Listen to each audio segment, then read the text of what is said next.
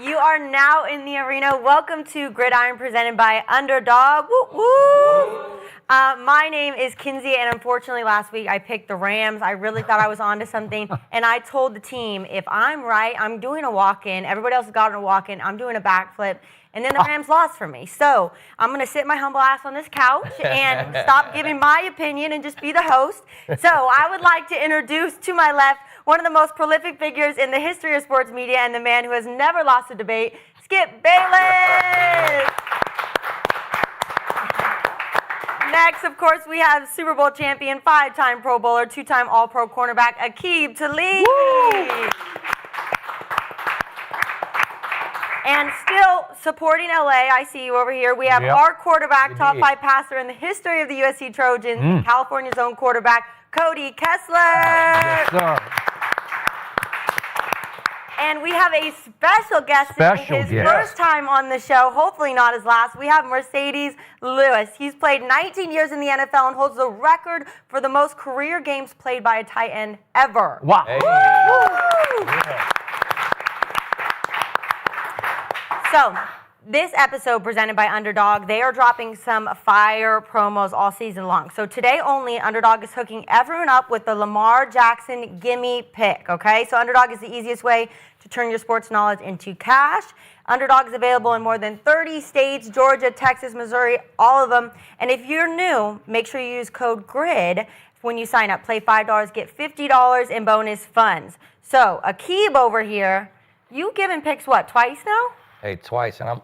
You guys, if you're riding with Aqib, he's Ride with me, on baby. it. So I just want to give him a shout out. So if you guys want to stick around, he's going to give us some picks later today in the segment. And so far, he's been right. Hey, I better ride with me now. So he's the guy to listen to. But we are coming off of a crazy Sunday football. I feel like it was the Sunday of blocked field goals. Crazy. And so we're going to be talking on the show. Baker Mayfield, the Cowboys, and the Packers lost. And, of course, the Eagles' insane comeback. So, first, though, I want to start with Baker Mayfield. Got to start with Baker. Right? Skip loves Baker. He's starting 3-0, and he said to the media, he loves to talk, that Wilkes cut him from the Panthers, and this game was personal. So now Baker, 2023 to 2025, he has more passing touchdowns than any quarterback in the league. Yep. So, Skip, you love him. Is Baker proving he's the clutchest quarterback in football? Here we go. Skip was waiting You for love this it. He loves it. Right before your very eyes, he is becoming the clutchest quarterback in all of football. There is no, I'm going to repeat what I said last time, nobody playing quarterback right now who I'd rather have the ball in his hands in a late and close game for my life, than Baker Mayfield. He did it for the third time out of 3 games, another miraculous finish, and he still doesn't get the credit for it because I do hear on this show references to Baker fucking Mayfield. You know, that's what I get from you guys about him. Even though he won the Heisman Trophy and he was the first overall pick, it was seen as a fluky pick. He's been written off as a bust. People don't like him. They don't like his attitude. Even his GM called him a 10 on the prick scale, a 1 to 10. And there's something about Baker, the way he carries himself, that he's still looked at as the 2-time walk-on. He walked on at Texas Tech and he walked on at Oklahoma. So he's still a walk-on who's fooling the National Football League according to everybody else. All I see is at Atlanta against a division rival that everybody picked to win this division. Everybody said it's going to be the most explosive offense. Penix, who's now under some fire there, a little bit on the hot seat. But opening game at Atlanta, 59 seconds left. Baker goes 25 yards to his rookie from Ohio State, Ibuka, to win it 23-20. And then at Houston, we saw the game on Monday night. It's 4th and 10 from the 33. They're in huge trouble, and he slips up the middle, escapes the rush, and runs it for 15 yards to save the game, and then he goes and wins the game by completing his last 6 passes in a row. than yesterday against the Jets. Think about the degree of difficulty here. They're up 23-6 going to the fourth quarter because they're better than the Jets. But the defense just collapses in the fourth quarter. Special teams collapse in the fourth quarter. They give up 21 to the freaking Jets at home. Mm-hmm. And Baker is without Mike Evans, who once again, how many times has he pulled his hamstring in his career? It's like he's a hamstring waiting to pull. Well, he's done it again. He'll probably be gone for 4 weeks. They don't have Godwin back. Ibuka was hobbled yesterday. He's got a groin pull. And both the tackles are out. So it's hard to protect Baker from the Jets pass rush because Quinn he's pretty serious. He was all over Baker the whole game. And here came Baker late in that game. And he goes twice to Ibuka, and the second one was beautiful. Both were beautiful throws, but he caught the first one. The second one, he got both his feet down, and they didn't overturn the ref on the field's call. But the point was, he sets him up, and that was late because what had happened just before that, he had run 33 yards to set up another field goal that would have iced it, and they get it blocked and returned for a touchdown. So it required him to save the day once again, to go 80 yards once again late, and he did it late again. And then I love it. He'll just step up to the mic after the game and say, it was personal. I wanted to get Wilkes because Wilkes cut me in Carolina. Well, he did.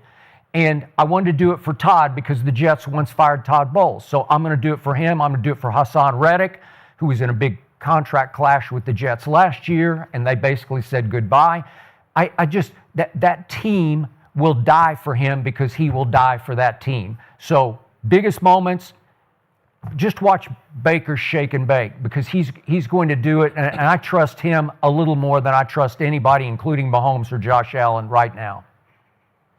Yeah, go Aqib. I'm with you on that, Skip. I know you're getting a little fired up at the beginning. I'm a Baker believer. I'm on the Baker bandwagon. I really am. Now, I know you said Mahomes and Allen. I think Matthew Stafford is still the clutchest quarterback in the NFL right now. He had a rough second half yesterday. He did, but he put him in a chance to win that game. He on that game-winning drive, he had a chance, and we'll talk about it later, but he gave him a chance to win. But Baker Mayfield has been the clutchest quarterback this year in the NFL. That's 3 weeks of football. That's 3 Baker Mayfield game-winning drives. And it's been very impressive with the game on the line. Not only the intangibles, but the mindset that he has. He has that killer instinct, and not everybody has that. Yep. You're not born with that. Nope. You have to build that up over time. And how do you get there? You go through adversity. You go through tough times, and there's two types of people. When you go through adversity, some people crack, and they crumble, and they can't handle it, and the lights get too bright.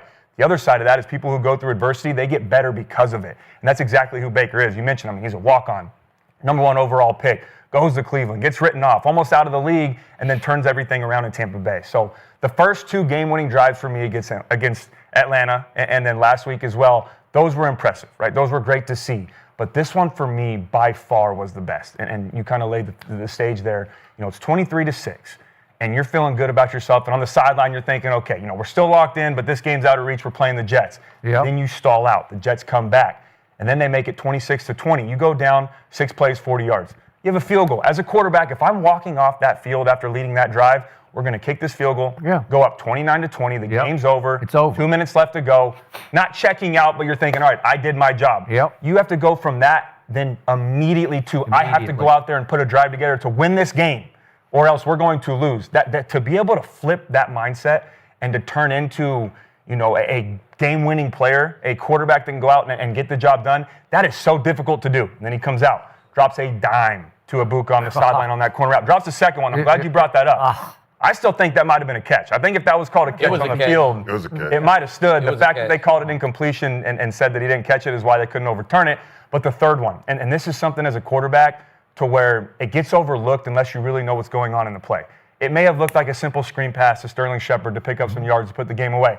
But they had a play call on, and Baker Mayfield changed it at the line. They were in a bunch formation, 3-by-1. He's going to motion K. Dotton over, and they're under 15 seconds. For those of you who don't know, that play call or that headset cuts off at 15 seconds. So this was all Baker Mayfield. But he motions him across, does a double cadence. Hey, hut, hut, hut. Recognizes that it's cover 0. Then he confirms that it's cover 0. You can hear him stop everybody, and he goes, hey, go back, go back. Curry, Curry, Curry, Curry, which is their tunnel screen to the right. That's their check. So he's doing this all on his own. In that moment, Play clock's running down. This has to happen quick. Puts Houghton back on the other side. But the most important thing he did was he put Bucky Irving on the left side. Why is that important? Because in cover 0, that gap defender on the inside, the linebacker would have been man-to-man. But the fact he moved him to the left, now that makes that end have to peel with them, and it takes a player out of the screen that you're running to the right. A lot of guys can make that check, but to do the minute details and the tiny things right with the game on the line, it is extremely impressive. Does it right, and you can watch it. Irving does a little swing, pulls the defender out, hits Shepard, picks up a big play. 2 plays later, they win the game. I mean, it's deep breakdown. It is great. That's a great breakdown. You got to watch that back. Go watch it, and that's all Baker on that play. It's very impressive. So I'm torn.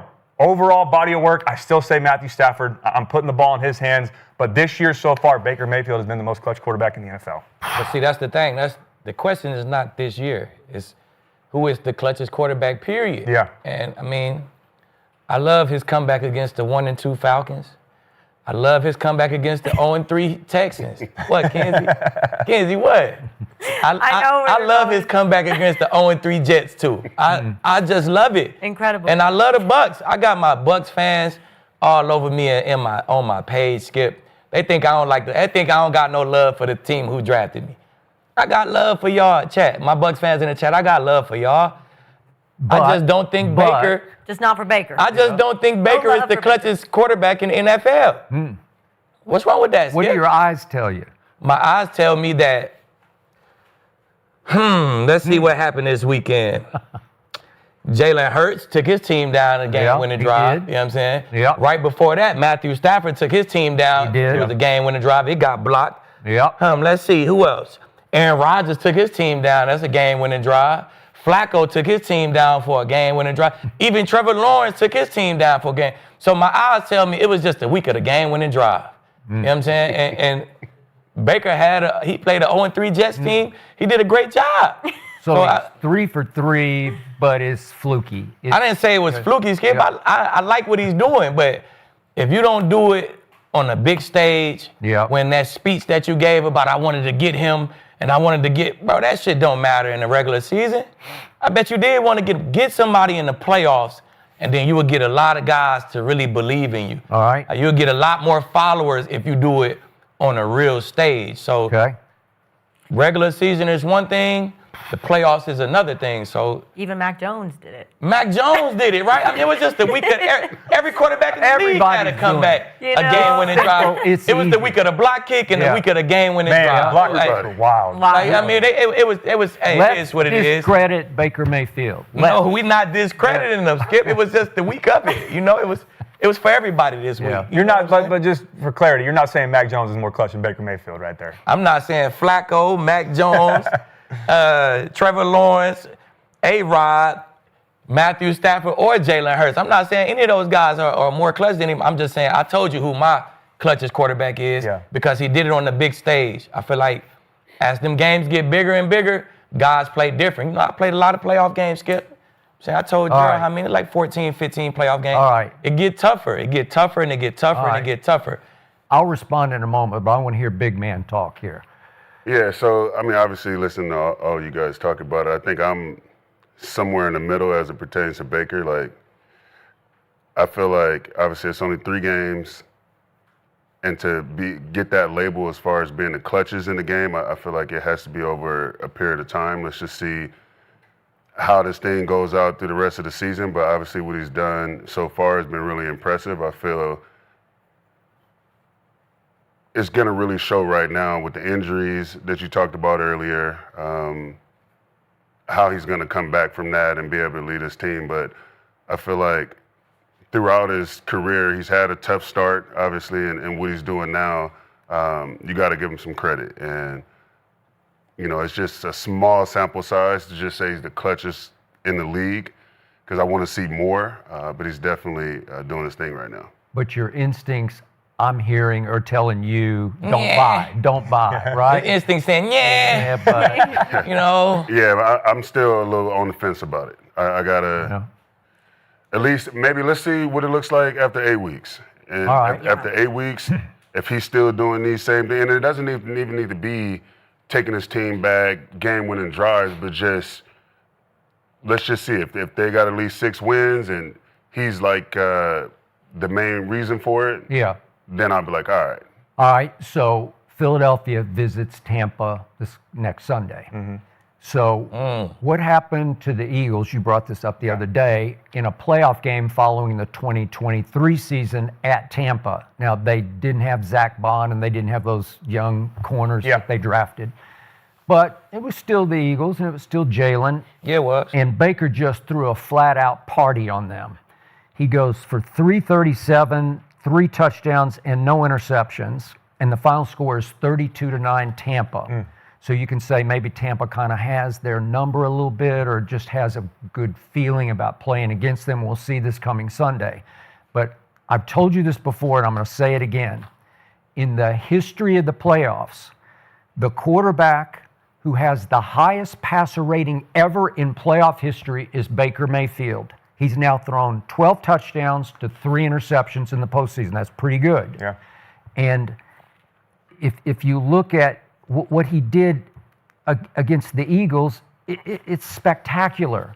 And as you also pointed out, at the end of his run in Cleveland, he did take them to their first playoff game since 1993, and it was at their arch rival at Pittsburgh, and he goes there, and they just romp and stomp, and Baker throws another party at Pittsburgh. Man, he's showing you clutch, maybe not late game miraculous clutch, but to your point, high-level, consistent play in postseason games. I think he's done that. And he has lost 3 playoff games, but they went to the wire, every one of them. They had chances at the end.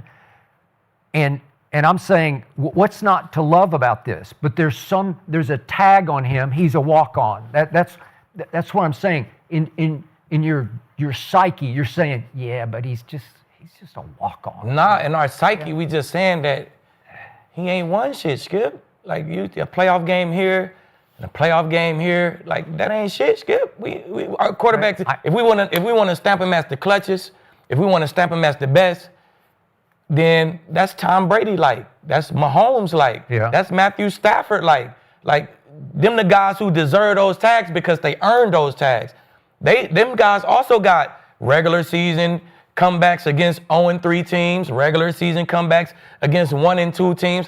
They got those as well. Okay. So it's just not enough, Skip. And that Eagles team that you're talking about, he just blasted.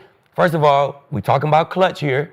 He didn't have to come back. He blew their ass out. He did? He didn't have to come back in that game. So I don't even know why we talking about that. I know, but 337 is big time. I don't know. But it wasn't nothing clutch about it. You know what I'm saying? I mean, you used that to was go just for 400 at USC, right? You know what it feels like. Yeah. This a totally different Eagles team that he's finna play. Hey, I threw for 300 a couple times in the league too now. This a totally different Eagles team that he's finna play. Oh, this I know. How do you feel week. about this weekend? They're both obviously 3-0. Well, we're going to find out if he's where the game at, Kinsey? What? Where's the game? I think it's at Tampa. It's in Tampa. It's in Tampa? But they're saying Godwin might try to go. But if Mike Evans can't go and Abuka is still like then he got a limping. built-in excuse, right? Okay, well, he didn't have a built-in excuse. Still gonna He doesn't come have on either of Monday. his tackles. Yeah. They said Christian Morris might try to play. I don't know. He the underdog again. Okay. Underdog Baker. Hey, All right. got an underdog. I'll say this, though. I think the fact that he's a walk-on, I don't see that as a negative. I think everyone sees that as a positive. That tells me that he's a guy that can go through some adversity. They don't. I don't even know. Walk on. You a Heisman Trophy winner, first round. Yeah, pick. like that walk body of on work. shit is out It's there. over. It's No, all the way out the it window is. in my book. You So can't that's judge why I'm looking someone. at you as a Heisman Trophy winner, first round pick. First overall pick, right? That's what I'm saying. First overall pick, Heisman Trophy winner. I just want to see some playoff shit. Yeah, You know what I'm saying? That's what I'm saying. Like, you're that's not why I saying- want to see it, because you are a first overall pick. You are a Heisman Trophy winner. I want to see the shit. Like, you know what I'm saying? I see Jared Goff, first overall pick. Yeah. I see some shit. You know what I'm saying? I see some playoff wins. I see some shit. What I see is you got no love for Tampa. Right? Tampa, I got a bone to pick with Tampa, though. Skip. I got a bone to pick with Tampa. there it is. Because Tampa recently dropped the top 50 players Tampa you Bay didn't- history. Oh, this is you didn't why. make it. I wasn't on that top 50 here it Skip. The fuck? What? Wow. How was I not on the top 50 for Okay, Tampa? then they're out. Disrespect. Baker's out. Baker's out. He's We done. hate Baker. He's done. We hate I'm him. off I the can name some of the bandwagon. guys, It's over. but I ain't gonna disrespect some of the guys they put on that list. But come on, man, I had like 16, 17 picks when I left Tampa in 4 years. Like, bro, come on now. But what did you win? They played me. But it's a lot of guys on that list who ain't win shit, who was on my team. We all ain't win shit. Because you have said multiple times, you're about to win. You're about to win. But for this list, it wasn't about the wins because there's guys on that list who ain't win shit. Yeah. Rondé and Warren them and Bo, that's Derrick Brooks, they won shit. Yeah. But Tampa ain't won that much shit. No. You know what I'm saying? You top 50? Top 50, Skip. Come on. You fucked up. You fucked up. I feel played. But I mean, like, what Aqib I'm rooting for the Eagles this weekend. Aqib, you're like, what Aqib's saying is, and I get it, it makes sense. Like, you're not saying he's not clutch. He's I'm a not clutch saying he's not clutch. But clutches, that carries weight. Bro. You got to do it on the biggest stage. It's a lot That's of why I guys. say Stafford, Mahomes, Brady. Look, and I want to ask Mercedes in a second, but if I'm on a team, every day of the week I'm going to battle with Baker Mayfield. The game on the line, I'm not saying I don't want to battle with him, right. But I'm not saying he would be my first pick. That's my whole point is I would take multiple other guys ahead of Baker. This year he's been number one, but body of work. And I know sometimes the teams make a difference. I'm not saying that he hasn't been on, some bad teams. Yeah. He played a team sport. A collective record of 1-8 this year. So Mercedes, as a tight end, if it's like you're going for your Super Bowl this year, Clutch's quarterback, who are you choosing to be on the team with? Are we talking about present, like playing quarterback playing right now? Yeah. If you had to choose Clutch's right now. Right now. To bring you that Super Bowl ring this year. I'm probably going with either Stafford or Mahomes. And why? Why though? Why are you going with them two? So obviously they've both been in the big game. They've won. Shit. That's it. That's your answer right there. They both done did this shit before. Yeah, that experience that they have in doing that. I mean, it's, you know how it is. Like, you feel different when you're in preseason games, regular season games, and playoff games. And, like, it takes a different mentality, a different mindset, a different type of fortitude to be able to have your game transfer in the playoffs and do that. And to see, when you watch great things happen, it's just like, damn, like, what it feels like. Yep. You know what I mean? And it's just a different, I need to be sure. So if you're asking me that question, like, you need to be sure, yeah. I need to be sure. I'm taking them guys. Yeah. Why Skip haven't done that, though? Go ahead, Skip. Mahomes. Wow. Just the truth is, if you look hard at his last two seasons and the start of this year, it's just falling. His performance eroding. Right. It's slipping into the sunset. He was 8th in QBR 2 years ago, 8th last year, and now he's fallen. Pro Football Focus ranked him after last night. They rank him 16th in the league in performance, just going off the numbers. But still led him to the Super Bowl. Well, he did, and they were down 40-6 with 4 minutes to go. Okay, they're down 46, but he did that. They won the year before, though. He did that. I got the it. year before that. Even though he was 8th, okay, he but won the I'm Super Bowl. saying, if you watch him last night, they're playing the Giants, and the Giants just looked miserable last night, and Mahomes is throwing backward passes like, I think I'll throw it backward. Oh, you will? But what are you doing, to your point, Skip, I was telling my son, like, who fault is this, Mahomes? But why is Pacheco turned this way when I go this way? You know why? Because he's told to run a flat route, but he got pushed backwards, and I'm always. Yeah, so why is you this way though, bro? So Mahomes like, bro, what the why. fuck? Might as well turn that into a wheel. Like, come on, bro. Like, I'm selling it. Just turn this way, Mahomes, and put it on your chest, bro. Like, okay, but Mahomes is some past tense. Like, I got you. I mean, who can argue? He was starting to threaten Brady, like for clutch.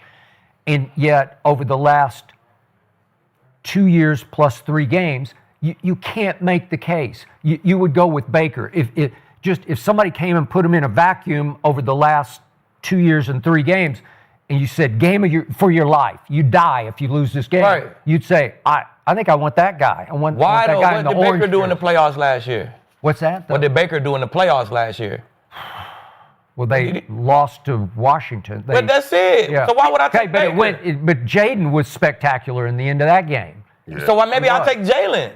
I'm not going. Maybe I'll take Jaden. Jaden, yeah. But I'm not going to take the guy who lost. If we take just the last 2 years, Baker, you're 0-2 in the playoffs. Yeah. I'm not taking you. You out the category right now. I'm gonna grab you by your neck and throw you to the back real quick, bro. Like, why would I take that? It's tough to say that you would take a guy that you don't have an example of how he's going to play on the big stage. That's my whole point. It's no disrespect to Baker. He is a damn good quarterback, and he's a clutch player. He is. But we haven't seen him on the biggest stage yet, so we don't know how he's going to react. He looks great in the regular season. He can get it done in some of the playoff games. But when it matters most in the Super Bowl, talking about clutchest of all time, when there's no example, it's tough to just say, all right, I'm taking Baker. I'm going with Stafford first. I'm going with Mahomes first. I'm going with guys, Tom Brady. Does it matter to you he has the highest passer rating in the postseason ever? No. Not Skip, I'm with you though. I would love to have Baker Mayfield. If I'm starting a team today, Baker Mayfield's on that short list of quarterbacks. Yes, you can. You can't finagle him. If you get your ass beat, the number. And we start playing cover 4, and you just keep completing shit, completing. But that's not tricking up the stats. I mean, that's not tricking it up, but it looks better. It looks better that way. I mean, to the point of like, you brought up as far as like Mahomes' numbers and how they've been lower than what it's been. I just feel like, all of that said, I'll take a Mahomes that's not, his numbers have dropped, but he's been there and he's proven, than somebody that I'm just like, I think he's cool, and then for the moment he's doing fine. Yeah. He's showing some clutch, shit going on, but it's just, if I had to put my life on it, it's no doubt. He's not even in the conversation for you. And if you give Mahomes Mike Edwins, Godwin, and Ibuka, oh my God, Skip. Oh my God. If you give Mahomes them 3 receivers, come on, Skip. Well, 2 of them can't run right now, so that would be the problem, right? Yeah, that's a tough. Well, let's. All right, so real quick, just to close this case. Yeah. I know he's just a rookie receiver, but he's a smart kid from Ohio State, is Ibuka. Yeah. And I love what he's made of. Really good because he's tough and he's got great hands and he runs great routes. He is where he is supposed to be on a dime every time. That's why Baker loves going to him, because he knows how to play the position. So he said last night after the game, I'm going to read you a quick quote, because this is Baker's intangibles, and I believe if you were in his locker room, you would feel the same way about him. So Ibuka says, he's a natural-born leader, someone who is willing to die on the field before giving up or shutting down. I think it's pretty special to have someone like that at the helm of your team, so we're in good hands. I think they believe they're in good hands, not crazy hands, not fly-by-night hands, not fluky hands, like one-game wonder kind of hands. I think they think they're in good hands as a franchise going forward. And I think you would too if you were around him every minute, every day, and competing against him in practice. Because he'd be going at you. He'd be exchanging with you all through practice. We had great battles, but that same quote, great battles. That same quote, we could say that about 15 quarterbacks in the league right now. All right. But listen, I think it's deep in that locker room what he's done for that franchise. And to step in for Brady, it's hard because you can't be Brady. And he just said, no, I'm me. And I'm going to be me, and I'm just going to do me. And that's what he's doing. Yeah, he is. He's still doing him. First round exit. Yeah, okay. You got it? First round exit. Win the division. He's definitely not doing Brady. Win the division. First round exit. Okay. Then you got him in the playoffs. Brady. Okay. Well, that's not bad. Okay. Well, let's move on to a different quarterback, okay? So 139 yards, 2 touchdowns, 1 interception. Let's talk about Aaron Rodgers. He did throw for a 17-yard touchdown pass. Clutch, we would say, with 2:16 left in the game. The Steelers' defense, though, did force 5 turnovers to beat the Patriots. So, Aqib, has Aaron Rodgers convinced you that the Steelers will make the playoffs with him at quarterback? Well, I've been convinced, right? Yeah. I've been saying that I think Pittsburgh will fight for that 6-7 spot somewhere in there. But I think A-Rod arm looked good, man. It's, Skip says it's washed, but I think it looked good. But 139 yards? I mean, he came out. He scored touchdowns on the first 2 drives. Yeah. That second half, he stalled out a little bit. He ain't had that many possessions. He stalled out a little bit, but like I said, that defense has to play. Long as that defense played like it played, they kept him in the game. They had 5 takeaways. They kept him in the game. And then when it came down to it, they needed A-Rod to be A-Rod. Yeah. And he was A-Rod, you know what I'm saying? So that's the league to me, man. That's the league. It's the biggest team game in all of sports, right? Everybody got to play. If his defense played the way they played, take the ball, they gave up a lot of yards, right? Mm-hmm. That's why I don't care about yards. The Patriots had a bunch of yards, but they lost the game. So I'm just real big on wins and losses. I could care less about yards. When it come down to it, can you take us down and get a tutty or not? Yeah. Can you take us down and get a field goal or not? A-Rod took him down, got a tutty, won the game. So I still think that they'll be 6 or 7 seed. They in there. Okay, that defense going to get better and better and better. But they have beaten the Jets and New England. Yeah. Okay, you impressed? Because you weren't impressed with Baker. Not right? impressed. I'm definitely not impressed, but they won the game. That's them wins that's going to contribute to them having 10, 11 wins, 9, 10, 11 wins, and being the... All right, and Seattle went in there and blew them out at home. Okay? They did. Yeah. Right. Yep.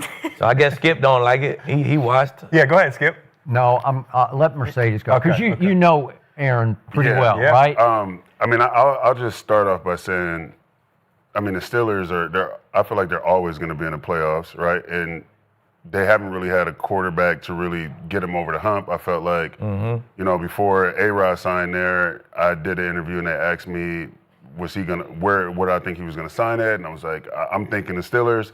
I hadn't talked to A-Rod at this point, but I just had a feeling that that's what it would be. And I feel like that may be the piece that they needed. I think, obviously, the offense, they're still working out kinks and all of that stuff. Obviously, it's a new offense for A-Rod, too, coming in and doing his thing. The defense is going to be what they've always been. Yep. I just feel like as the season progresses, they'll be fine. Like, A-Rod is one of those guys that, and mind you, there was questions about him coming in. Oh, he's going to be the same guy. He's still making some of those same throws that we've seen. Yeah, 100%.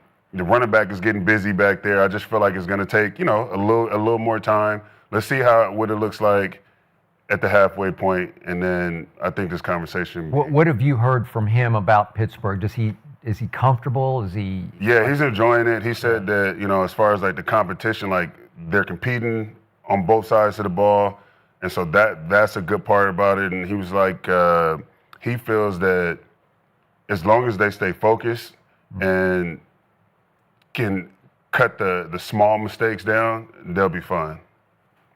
Go. Yeah, I'm with Aqib on this. I was where I said that I was convinced that they were a playoff team after week 1. Yep. My biggest question right now is we're 3 weeks in and I still have no idea what the identity is of this football team. That they haven't established, okay, are we going to lean on Aaron Rodgers? Are we going to be a run-heavy football team? Are we going to play on defense? Is that going to be our MO? It just still is a question for me right now. And going into the year, it was always, okay, we're going to run the football and play defense under Mike Tomlin. They have been below average, in my opinion, at both, even on defense. I know they had 5 takeaways, they had 5 sacks, but New England was moving the ball up and down the field. And I know you don't care about yards, but you're not going to have 5 takeaways every game. You can't get away. It was really 6 because they stopped him once on down, so that's like a turnover, but right? you can't make a living off of that. No. You can't say, okay, we're going to bank, because one of those, Drake May had an open corner route for a touchdown through a bad ball, didn't see the corner. Yeah. The other one, just a fluke where the ball got knocked out by Stevenson going in to score. Yeah. You can't make a living off of that. And for me, the defense right now is it's a bunch of superstars, but they're playing as individuals. It doesn't look like a unit yet, but I'm not worried about that. They have a lot of veterans on that side of the ball. They're going to figure out how to get it done. I think they're going to get better and better as time goes on. They're showing you flashes right now. It's just the standard of the bar is so high because of the talent to where I expect them to be dominant week in and week out, especially against New England, especially against the Jets, especially against those type of teams. Even Seattle with Sam Darnold. He's a good football player, but I expect them to dominate those games. The other thing, the run game has been non-existent. They are 31st in the NFL right now in running the football. Aaron Rodgers is at his best when he can go off a play action and make the linebackers come up, have to play the run, and then he can throw it over your head. He's not been able to get comfortable in this offense. I wish Arthur Smith would be a little bit more aggressive. I don't like the play calling. I think that's why they stalled out during that football game. The first 2 drives, they go down, score a touchdown. They go 12 plays, 90 yards. On the second drive, they're up 14-0, and then it stops. And the play calling gets bad. They were losing on 1st and 2nd down. You're getting behind the chains, which makes 3rd down even more difficult. And then you have these penalties before the drive even starts that kills it. And you know how hard it is from going in 1st and 10 to 1st and 20 or 2nd and 15. Your playbook goes from here to here. And then you have Aaron Rodgers, who's 41 years old. No one's expecting him to be 4-time MVP Aaron Rodgers anymore. He can still spin it though as good as anybody. I will say. I went back and watched that film yesterday. A lot of what makes A-Rod like his superpower is being able to move. Right. And so like he's definitely limited back there, and you can tell when the rush is getting to him, like certain situations he'll be to get out of that normally and do his thing, and it's just like, damn, like I'm watching this unfold in front of me like, oh, okay. He definitely 40. And that's what happened on the pick, though. If you watch the Yeah. pick, he tried to do his little jump throw, get it out quick because the pressure's coming. Didn't see Spillane, the linebacker, come up and pick it off. Instead of letting that maybe get to the second window or resetting to the back or doing his little spin out where for sure. not the fastest guy in the world, but he does a little slow motion spin and gets out. Yeah. But right now, they need to find an identity. Right, so is it going to be defense? Is it the run game? Is it Aaron Rodgers? Defense. It is, but it's not there yet, Skip. So that's why I'm convinced is a strong word. So I still think they make the playoffs. To Aqib's point, I do believe that. I'm still riding with them in the playoffs. I don't know if they're really contenders in the AFC, but am I convinced if I watch this Steelers team on film and go, yeah, that's a playoff football team? I don't think I'm quite there yet. I mean, Before you go outside of real quick, A-Rod, Skip. though- Oh, go ahead. I think that's a good spot to be in while you got a new quarterback, 4 new faces on defense, a new number 1 receiver, while you got this whole brand new team. Yeah. If you 2-1, you in a good spot. While we establishing our identity, we seeing where we want to be, we not 0-3. We in a good spot, you know what I'm saying, while we doing this. So it's going to come together. That's a great point because bad teams find a way to lose that game. Good Exactly. teams, For sure. especially their 2 wins are on the road. I know it's the Jets Exactly. and it's the Patriots who aren't top-tier teams, but to go out, it's hard to win the NFL no matter who you're playing. Yep. Both their wins came on the road. I think 2-1 right now is a good spot for them to be in. That's a good point. I'm going to go big picture, then small picture. Okay. Big picture, it's hard to argue with you guys, all of you, about playoffs by default. If Joe Burrow were still upright, there's no way they're going to make the playoffs. That's just me. But you saw what Jake Browning didn't do Just got a little yesterday easier, at Minnesota. I mean, it was a disaster. Yeah, It was a nightmare that I didn't see. I thought Jake Browning would be a little more credible than that. And they suffered the worst defeat in Bengals history, 48-10, worst ever. And Jake Browning was he's better than he was there, and Not it's the everybody and backup. their It's moms Carson fumbled Wentz, the who you played with for, or you were with for a little while. Philly. Yeah, and you lost 48-10. So I'm saying just by default, I'm looking at the whole AFC. There are only 6 teams. This is weird. It's early, but there are only 6 teams above 500 in the AFC right now. So they've gotten the whole conference has gotten off to a little bit of a slow start. But if there's no Joe Burrow and Jake Browning, they were 2-0. Now they're 2-1. And I look at their schedule upcoming. They're at Denver, then Detroit, then at Green Bay, and then the Steelers on Thursday night. They're going to be 2-5, and they're going to be cooked. They're going to be out of it and waiting till next year. And so there's no way Joe's going to get back in time to save that. Yeah. So And the Steelers I don't give have you, the Steelers do play what is called the 5th toughest remaining schedule, but I look at it and 2 of them are against Cincinnati. Well, that kind of dilutes it, doesn't it? Doesn't it water it down? Yeah. The tough, No. the next 3 games: Vikings, Browns, Steelers. Bengals. yeah. And that Browns defense, though. You'll be okay. That Browns Browns defense defense is is Yeah, It's looking really good. They're getting after it. That's fair point, Skip. All right, so now to yesterday.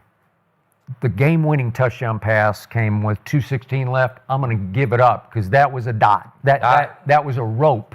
That was vintage Aaron bleeping Rodgers because he threw it just on a line. It was a gunshot. Boom. And it kind of took my breath away because I don't see that regularly from him now.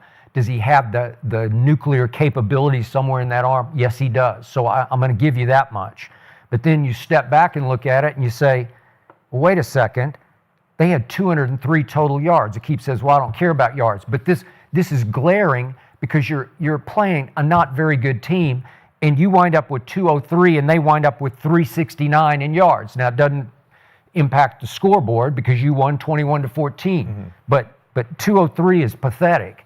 And now Aaron, through 3 games, is a career low 195 yards a game because he ain't that dude anymore. He can't do that.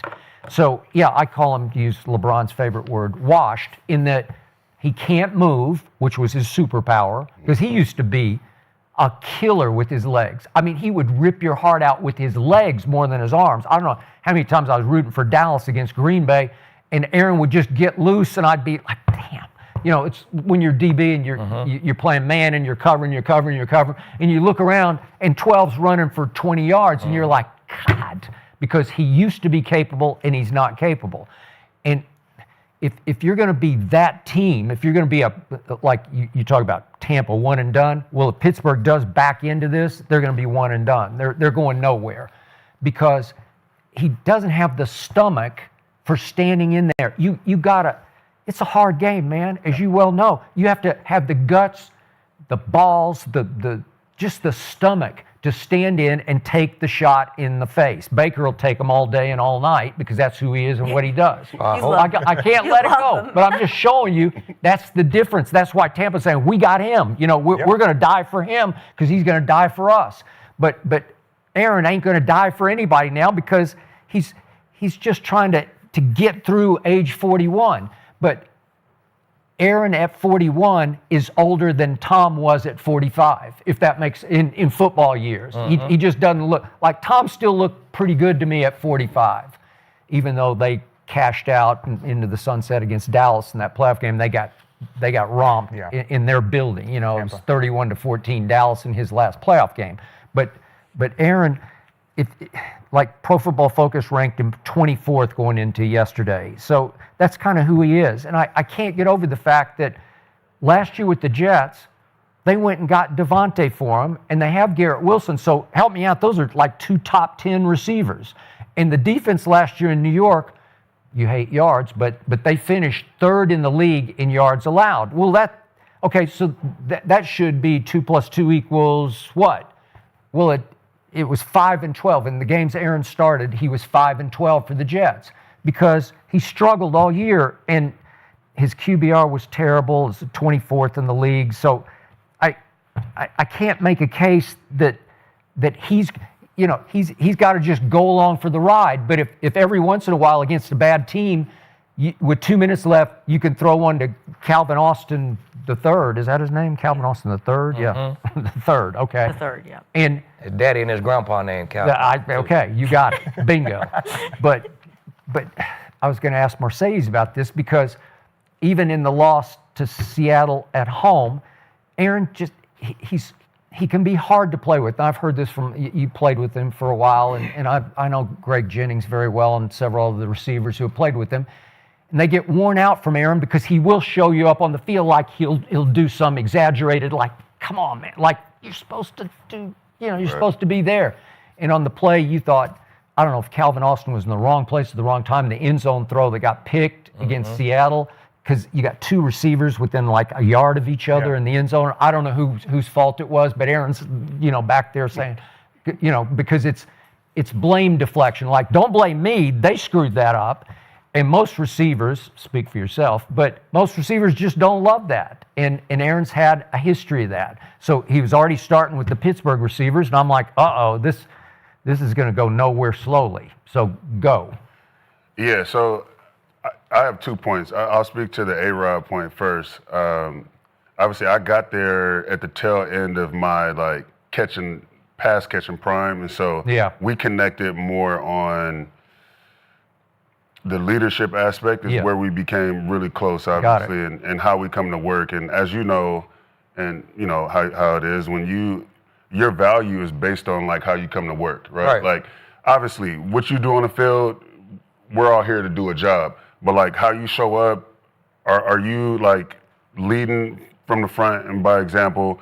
Are you bringing the young guys along? Are you showing them how to be a pro, right? Like, and that can look different depending on your position. And so me and A-Rod kind of connected on that a little bit. There were times where he would defer to me to kind of get the guys where we needed to go. If I'm breaking the guys down or having a talk with them, sometimes we'll do like player-led meetings where I'll get in front and like kind of do the whole thing or whatever. And, we just kind of built from there. And as far as like the other side of it, there was a when I was in Jacksonville, we had just drafted Blaine Gabbert, and this was my 6th year. It was right after my second contract when I just signed. I got a franchise tag, signed a contract, and I had David Garrard, who I love, just a really good dude, and at his best, probably a B quarterback, right? Like it just was what it was. But you know what you were going to get. He was always going to bring that every day.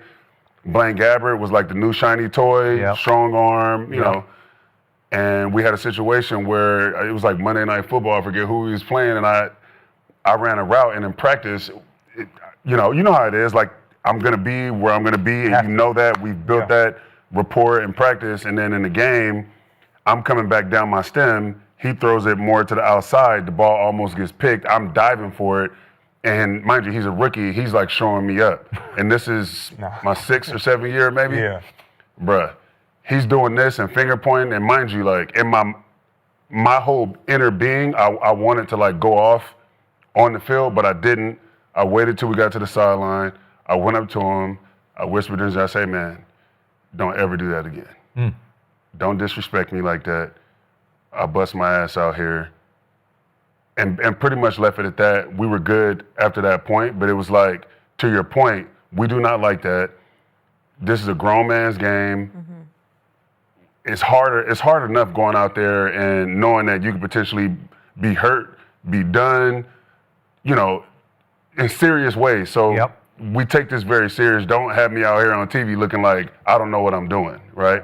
And so I've never experienced that, taking it back to A-Rod, like that part of it, because when I got there, my first couple years, like I would run like corners and sail routes and things like that, screens and stuff, but nothing where it was like timing routes where I'm gonna be not where I'm supposed to be when he wants me there. For him to do me like that. But I've heard like stories about it for sure. Yeah. And we've seen it on the TV a lot. Yeah, go, Aqib. I don't know. I guess I look at that situation from a defensive perspective, because like, I don't know, we about winning. Like, we not out here to feel sorry about how you look, how I made you look. Like, if you fuck up, somebody out of this 11 guys got to be the one who holds you accountable. Shit, a lot of my teams later in my career, that was me. So if somebody fucked up, I'm like, bro, TJ, get your ass out. Like, and I'm gonna get at him. And it is what it is. He get mad and we have what we have. After the game, bro, we grown men, we'd be good. Like, man, I remember Norwood dropped a punt one time. It was on the field looking like he about to cry. Man, I must have grabbed his head and mushed him off the field. Like, bro, get off the field.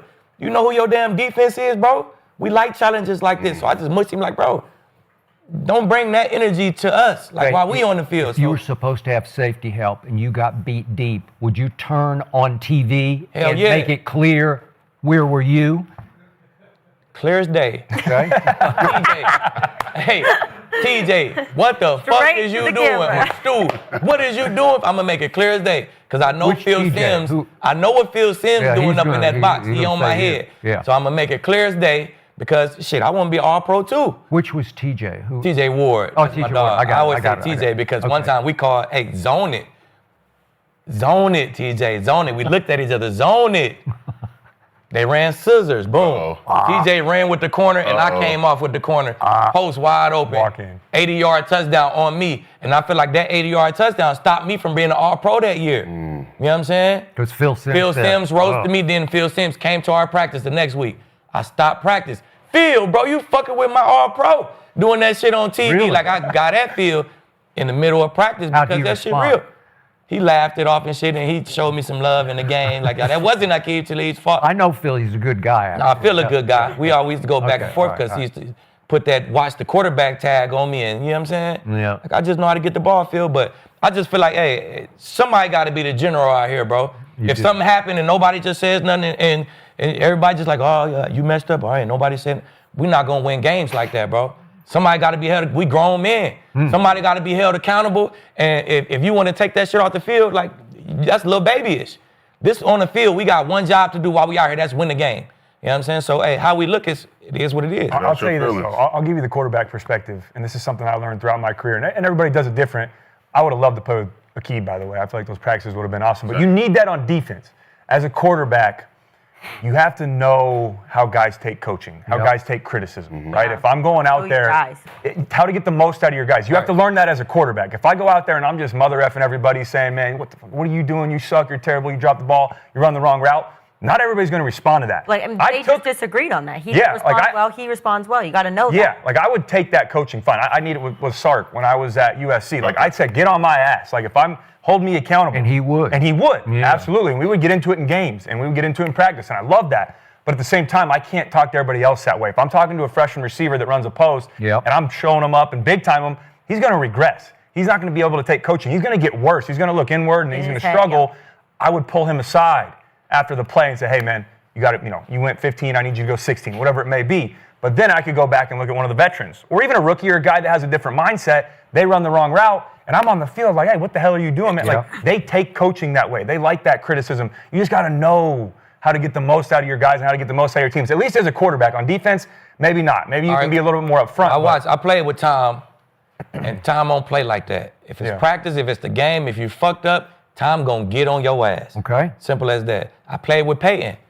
In practice or the game, if you fucking up, Peyton is gonna get on your ass. Yeah. So them two very successful quarterbacks. Okay, but I never saw Tom show somebody up on TV with a big gesture like, what are you doing? He'd wait, he'd go over to the sideline, and then he'd chew your ass out on the bench. And it wasn't as blatant, and it didn't put the receiver on stage as much, because you're thinking, I'm on national TV, whatever.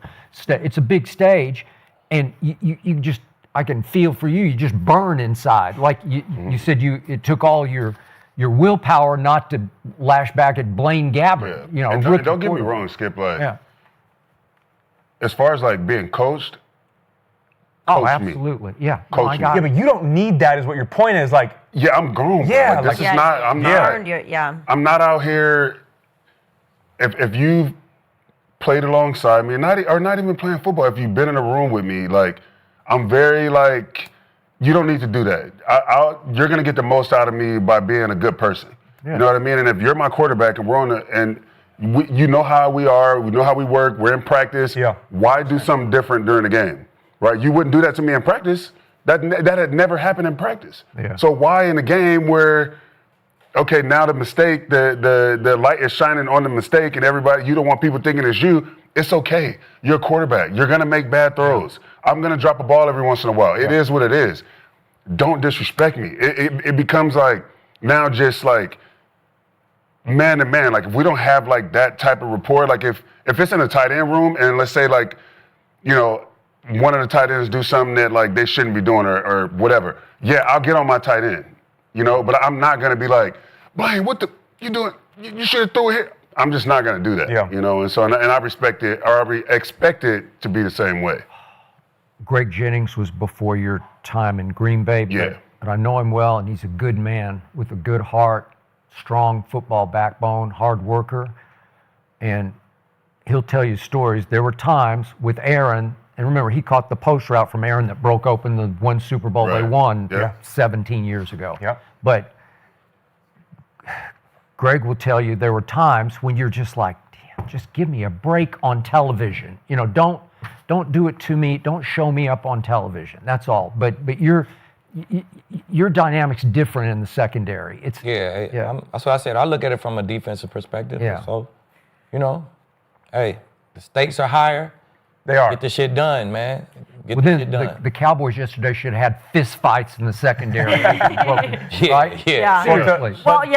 To your point, we missed a route. That's an incompletion. You get called out for that. That's 6 points, and that's momentum changing. And that messes up your person or your reputation. Yeah. Well, on to the Cowboys. So the chat does say 65% of the chat thinks the Steelers are going to make the playoffs. Okay. So we'll see about that. But I do want to talk about your Cowboys. All of us accidentally wore black today, and I think it's for the funeral for the Cowboys. I did. Because CeeDee Lamb was just released this morning, and nothing is confirmed, but high ankle sprain. That's 4 to 6 weeks out. So I want to talk about the game yesterday because, Caleb Williams, he threw for 298 yards and 4 touchdowns. But, Skip, would the Cowboys have won that game if CeeDee wasn't lost so early? Yes, they would have. Really? Here we go. CeeDee Lamb is the leader of that team. He's the tone setter for that team on and off the field. He's the driving force of a team that obviously can only win games with its offense. So if you take the difference maker out, the fire starter out of the offense, the air goes out of the offense and the defense, what air there is in the defense. I don't know if it has any air. I'm not sure they have a defense. Yesterday I started calling them the Alice Cowboys. There's no D in front of Dallas, right? Big D is no D. But the point is that after I slept on this, it just ate me up this morning when I woke up and I thought, I always scream at Schottenheimer, just get him the ball early. The first or second play, just flip it to him, a little wide receiver screen, a little slant, just put the ball in his hands because he can run after catch. And he's one that likes to get a lick in early so he feels like he's given as much as he's getting. And they don't get him the ball early until finally they line him up as the solo back in the backfield. The solo back. There's no deception to it. There's no trickeration to it. There's no fancy to it. It's just, wait a second. You're just going to hand him the ball and let him try to bang it up the gut? What? And you hand it to him, and he doesn't do this for a living, man. He's, I'm sure he's practiced it a few times, but it's not reverse action. Right. You haven't deceived anybody. And he takes a step, and there's nowhere to go. So he, as you would, if any of you guys were lined up back there, you'd say, I better bounce this, I better. So he takes it wide, and there's nothing, and he gets run down from behind, and he gets rolled up on. And it's a disaster for the season. Like Schottenheimer, what are you doing? Like I told you guys the other day, they call him Shotty, but sometimes you might want to change the I in the middle of it and call it, seriously, because that was, pardon my language, a shitty move. That was shitty idea, right? So I'm looking at that same drive. You're already down. You've given up the bomb TD after the fumble, but so it's 7-0. But you still drive it on down, and you get it 4th and 2 at the 34, and Shotty decides to kick the field goal, and I'm like, you can't. You got no defense. We established that against Russell freaking Wilson last week. Yeah. You got no defense.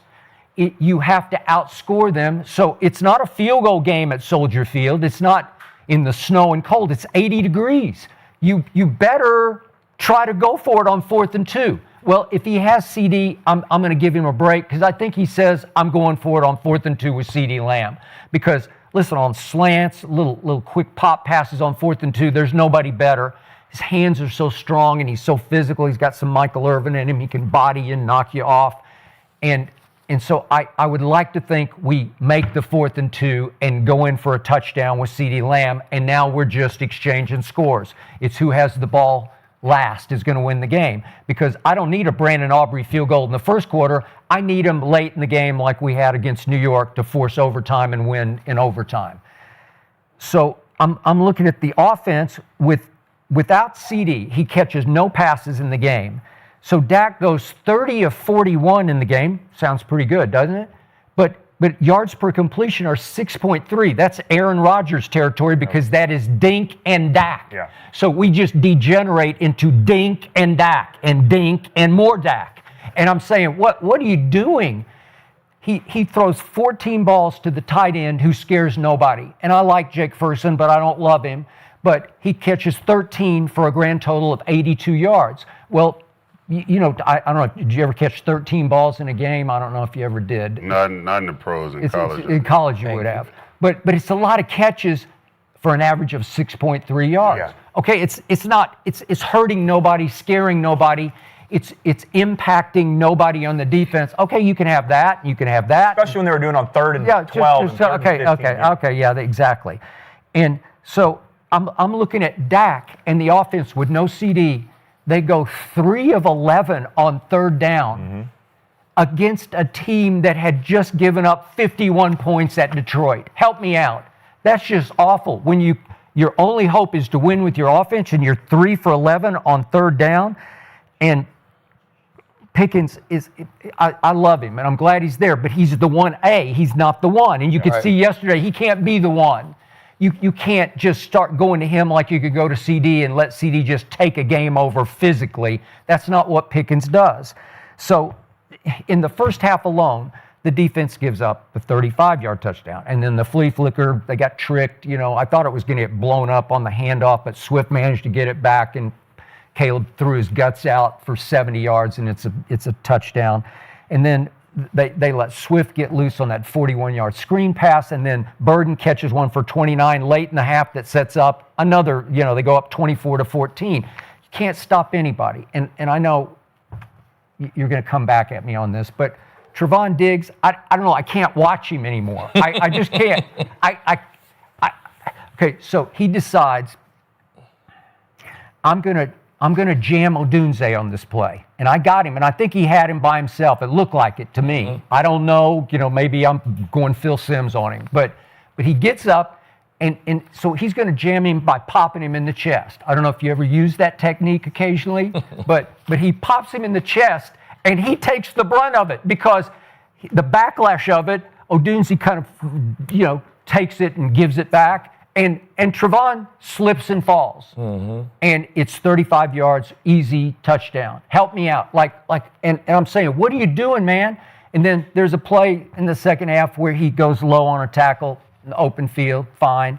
And he jumps up. Oh, this is just me. I could be wrong about this, but it looked like he just thought, I got an excuse now. I'm out. And he trots to the sideline like, I got a bad shoulder. I just think he wants no part of it. He thinks they can't win without his best buddy, Micah Parsons.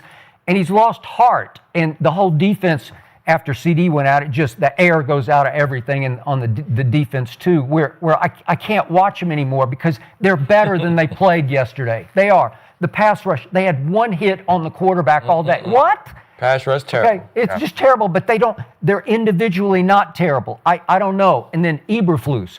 Chicago fired him. Maybe we should follow suit. We should fire him now. He'll be gone next year for sure. Well, come on, man. Well, come on. I don't know. To answer Kinsey's question, though, would they have won with CD? No, because CD was there when the Cowboys came out and got their first stop.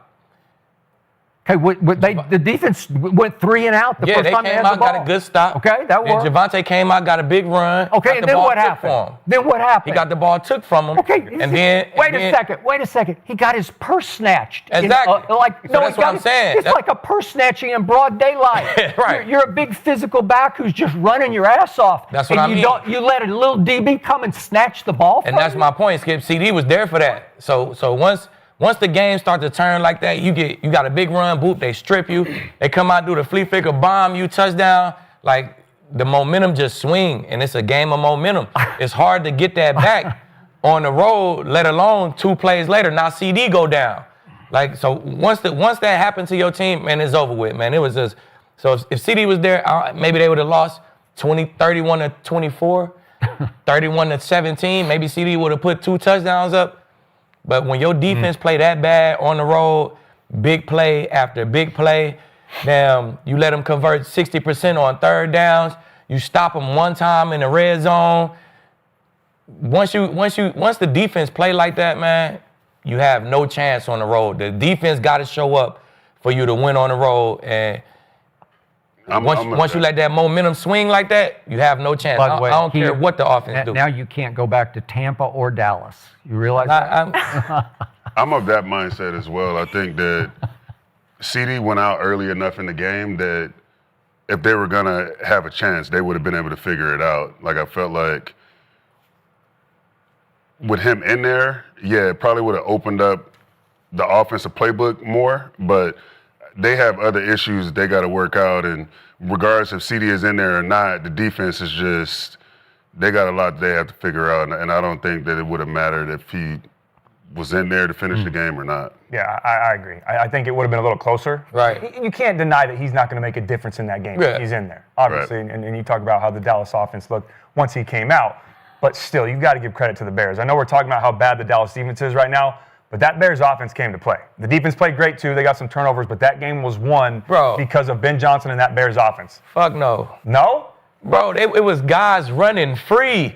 Diggs do a quick jam, fall on the ground. You do a flea flicker. That's like the first trick play ever in football. Like, bro. But to run that on. What the free safety running downhill? Devontae Wilson. Why is you coming downhill to make a tackle on that?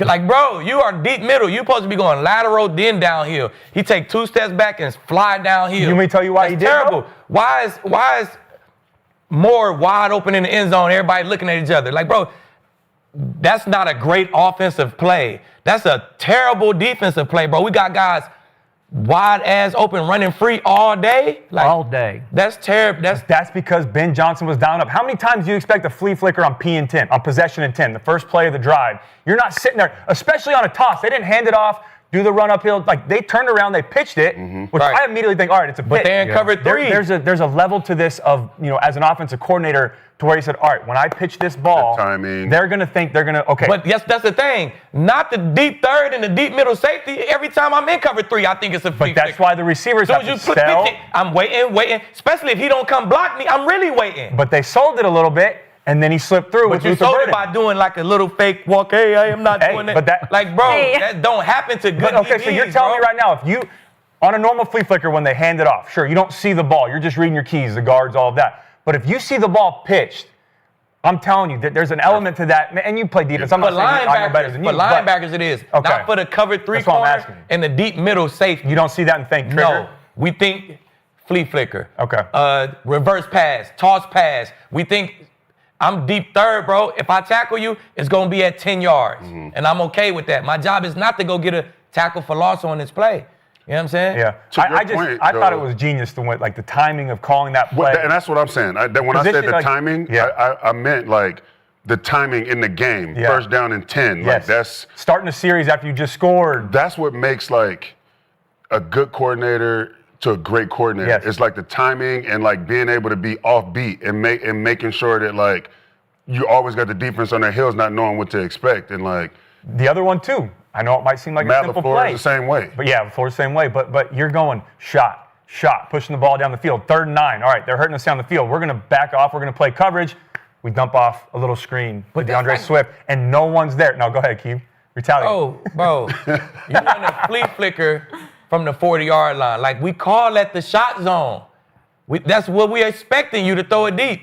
It's 3rd and long. Hey, screens and draws. That's like the basic stuff of the book. But when that's you're what we getting learned. dashed over and over on explosive play, you're thinking, all right, they're going to keep pushing the football down the field. They lull you to sleep. But and they then pushing go, the ball down the field on 1st down and 2nd down in the shot zone. Now it's 3rd and long.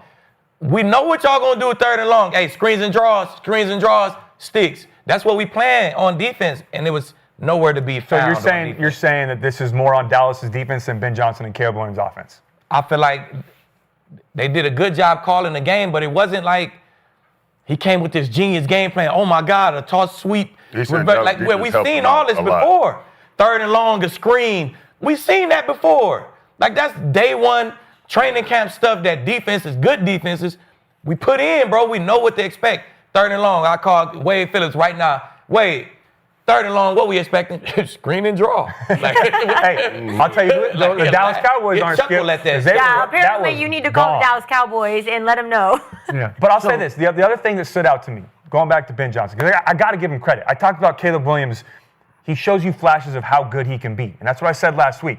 He has the arm. He has the talent. He can get outside the pocket. He can do all these different things. He just needed to be consistent. In my opinion, he showed it in this game. Yes, he missed some throws. He missed that corner route to Dunze. He one-hopped, an in route. That'll come with timing. But I saw flashes in this game between Ben Johnson and Caleb Williams where I said, they can work with that. And I hadn't seen that before. Right. And then, but the play that I love that sold it for me that tells me they're going to be all right in Chicago was they go 18 plays for 72 yards. 19. They've gone, no, but at this point they've gone 18 plays, 72 yards. Yeah, right? 19. And they put together this drive, and it's 4th and 4 on the 4-yard line. Yep. And everything in the book tells you it's 24-14, take the points. Go kick the ball. But Ben Johnson said, no, I want to go and show this team that I trust stop them. That I believe them. True, but that takes balls to do that. To sit out there and say, I want my quarterback, who hasn't been the greatest last year and hasn't been the greatest through 2 games, I want to put the ball in his hands because you know how demoralizing that is for an offense to go 18 plays, 72 yards, and walk away with 0? Right. I mean, that is a backbreaker, and that would have changed the outcome. Maybe not the outcome, but the momentum of the game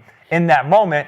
So just take the 3, but instead he says, you know what, no, 18, you go out there, I'm going to put the ball in your hands. Front running. And then, okay, but the reason that happened was pass rush. Micah Parsons, they got out of their lanes multiple times, steps up. Yes, they were covering air, but you're not expecting down there on 4th and 4 for the ball to be held for 4, 5, 6 seconds. You think it's coming out. It's like Caleb's playing 7-on-7, except it's 7-on-5, right? You still got to make the throw. You still got to read the defense. You still got to escape the pocket. You still got to have the guts to call that play. You still got to get in a rhythm. There's so many things to where it's easy to just say, all right, Dallas's defense is terrible right now. They are. They're struggling, but you can't take away the positives from the Bears and what they showed in this game. On that play. Halpin was the receiver. Yeah, they were playing a picket fence coverage. It was a back end cut. Complete bust. The safety should have stayed there, but he sees Caleb break out of the pocket. you start thinking scramble mode. That's not his job. But if you're not taught well and you're not in the right position, you are. But you're not going to do that if Caleb doesn't break out of the pocket and threaten the goal line right there. You're not going to do no that one if in you that got area. Parsons on the edge. Yeah. And now we're talking. That's just not your job, bro. You got to do your 4th and 4. You no just got to pass do rush right your job. That he had nothing to do with Caleb Williams scrambling out. You just watch him go score. Shit, I got him covered. You watch him go score. You can't do everybody's job. So I don't know. I think Caleb played good. That was the best I seen Caleb. Yeah. But by the way, it was against the worst damn defense in the league. All right. The worst. 1 year ago, right now, weeks 2 and 3, with Micah Parsons completely healthy in the lineup, Dallas at home gave up 35 in the first half to New Orleans. It was 35-16 at halftime with Micah on the field and 190 yards total rushing in that game. And then came Baltimore in week 3 at Dallas, and it was 28-6 going to the fourth quarter, and Micah's defense gave up 274 yards rushing that day. So just for the record, we had a healthy Micah last year, so it's hard for me to say, oh, it'd be all different with Micah right now. And really? CD, What's that? and CD. I don't And think it'd be CD all for different, that Skip, matter. but they need a pass rush presence right now. It's non-existent. They need All right. someone that can get after the Okay, quarterback. so yesterday, help me out on this. Okay. So Sam Williams, to me, might be our best pass rusher. He's got a little bit of Mike in him. He's coming off a complete reconstruction of his knee, but when he was right as a second-round pick, he can rush the passer. So yesterday, Eberflus says, no, I need you to be my spy. So he's spying Caleb the whole day, which means to him, because he's a defensive end, he's a pass rusher, he's not a safety or a monster kind of back, or he doesn't have that kind of skill set. He just stands there. I watch him every play. He just standing there watching Caleb, kind of trying to mirror him. And so that means you're playing with one hand tied behind your back because you got 10 people on defense who are trying to play their assignments. But one guy on defense is doing nothing. He's not rushing the passer, and he's not covering anybody. And I'm saying, just blitz. They don't blitz at all. Just send everybody. What's the difference? If you're going to get smoked, if you're just going to get roasted and toasted, just send some people. I agree. Because it screws you up. Every game I watch, if you blitz and you send at least 2 extras, they're going to have to account for them, and the quarterback's probably going to get hit on the play. Now, he might make a throw. He might get rid of the ball. He might burn you. He might even hurt you just with a little valve pass. That internal clock speeds up to your point. It just does, because you can just see it. Yeah. We don't ever try that. And I'm like, this is slow death for me. I have to sit and watch you just lay back and play not to lose. Well, you're not going to win. You're going to lose badly. That's what's going to happen. So I'm like, spy what? Let Caleb beat me with his legs. I don't care. Like just don't give up 70-yard bombs. And then on the flea flicker, I got to say one last thing about this. They actually kind of botched it because Swift takes the ball way too deep. Like on the flea flicker, you want to get handed the ball and you want to take a couple of steps and immediately pivot and toss it back. That when I saw it. He went way too deep. It looked like it was like the pitch back. That toss was bad. That toss was Yeah. bad. Hey, sold the play. But he goes so deep, he's in the wash, man. And I'm going, just tackle. Somebody just put a hand on him. Like they think, well, I don't know, he's running with the football. And they get everybody's fooled, but the D-line is fooled too, because somebody just needs to, you can knock the ball out of his hands because he doesn't know what he's doing. He's got free ball up here. He's trying to figure out, wait, how did I do this? Oh, it's chaotic in here. There's a lot of traffic in here. I got to stop, and then I think I'm going to. You always hold your breath as a quarterback while you're waiting for that ball to come back. Yeah. It's Come scary, on, man. but- Okay, let me ask you and they this. still pulled it off. Aqib, so then from your mindset as a defensive player, do you think that was more on the personnel that Dallas has right now with the injuries, or do you think that's more on Eberflus and the scheme that they had going into that game? Well, no, that's so elementary, bro. Yeah. That's on the guys who on the field. I mean, Okay. Eberflus called a 3 deep. Elam, play 3 deep, bro. Your guys jogging. Like, that's a telltale sign. He's just jogging, not doing nothing. Just keep your eyes on one. Check one before I go play the run. Let me just check one before I go play the one. He's just jogging. He take off. Yeah. You going to crack replace. Like, bro, he's not even cracking nobody. If I go crack replace, if I'm in cover 3 and my receiver go to crack somebody, I got to see you crack. I got to see the contact, then I go replace. If I don't see no contact, I'm not going to never go replace. And if that run get 15 yards, then I'm going to tell Eberflus, like, hey, shit, it could have been a flea flicker. Good touchdown. You know what I'm saying? So it's not my job. Don't tell me to do the D ends and the linebacker's job. So it's definitely on the free safety and the corner. But Wilson. Not that play specific. I'm talking like big picture. Do you think Dallas right now is in trouble with Eberflus, or do you think the personnel right now is the biggest issue overall? I say I don't have a problem with the personnel. I think that they good players out there. They got good safeties. I like Diggs. You know what I'm saying? Yeah. But if you don't got a guy who you respect as a coach who's in the front of that room, it's just everything tailors off at that point. You know what I'm saying? It's like, bro, it's a joke to you. You know what I'm saying? And then it's I'm telling you, man, it's hard to keep guys' attention when they don't really believe in what we're doing. Yeah. You know what I'm saying? So And at this level, dudes know. they know, bro. Yeah, they know. They probably looking at Eberflus in the middle of that class, in front of that room. They probably like this. They probably doing like this. Oh yeah, I got you, coach. They probably in there like this. So That's the worst. That's like I'm a telling you, bad bro. thing to be a part of. Like I've been a part of like locker rooms like that, where the dudes know, and it kind of permeates throughout the locker room. And I've been there too. And everything just starts to tailor down like this. So I'm serious when I say this to you. So you're coaching your kids' little league football team, obviously. I would pay you to go coach the Cowboy secondary right now. I would pay your salary. I think a lot of people will crazy. Seriously, and I'm not joking about this.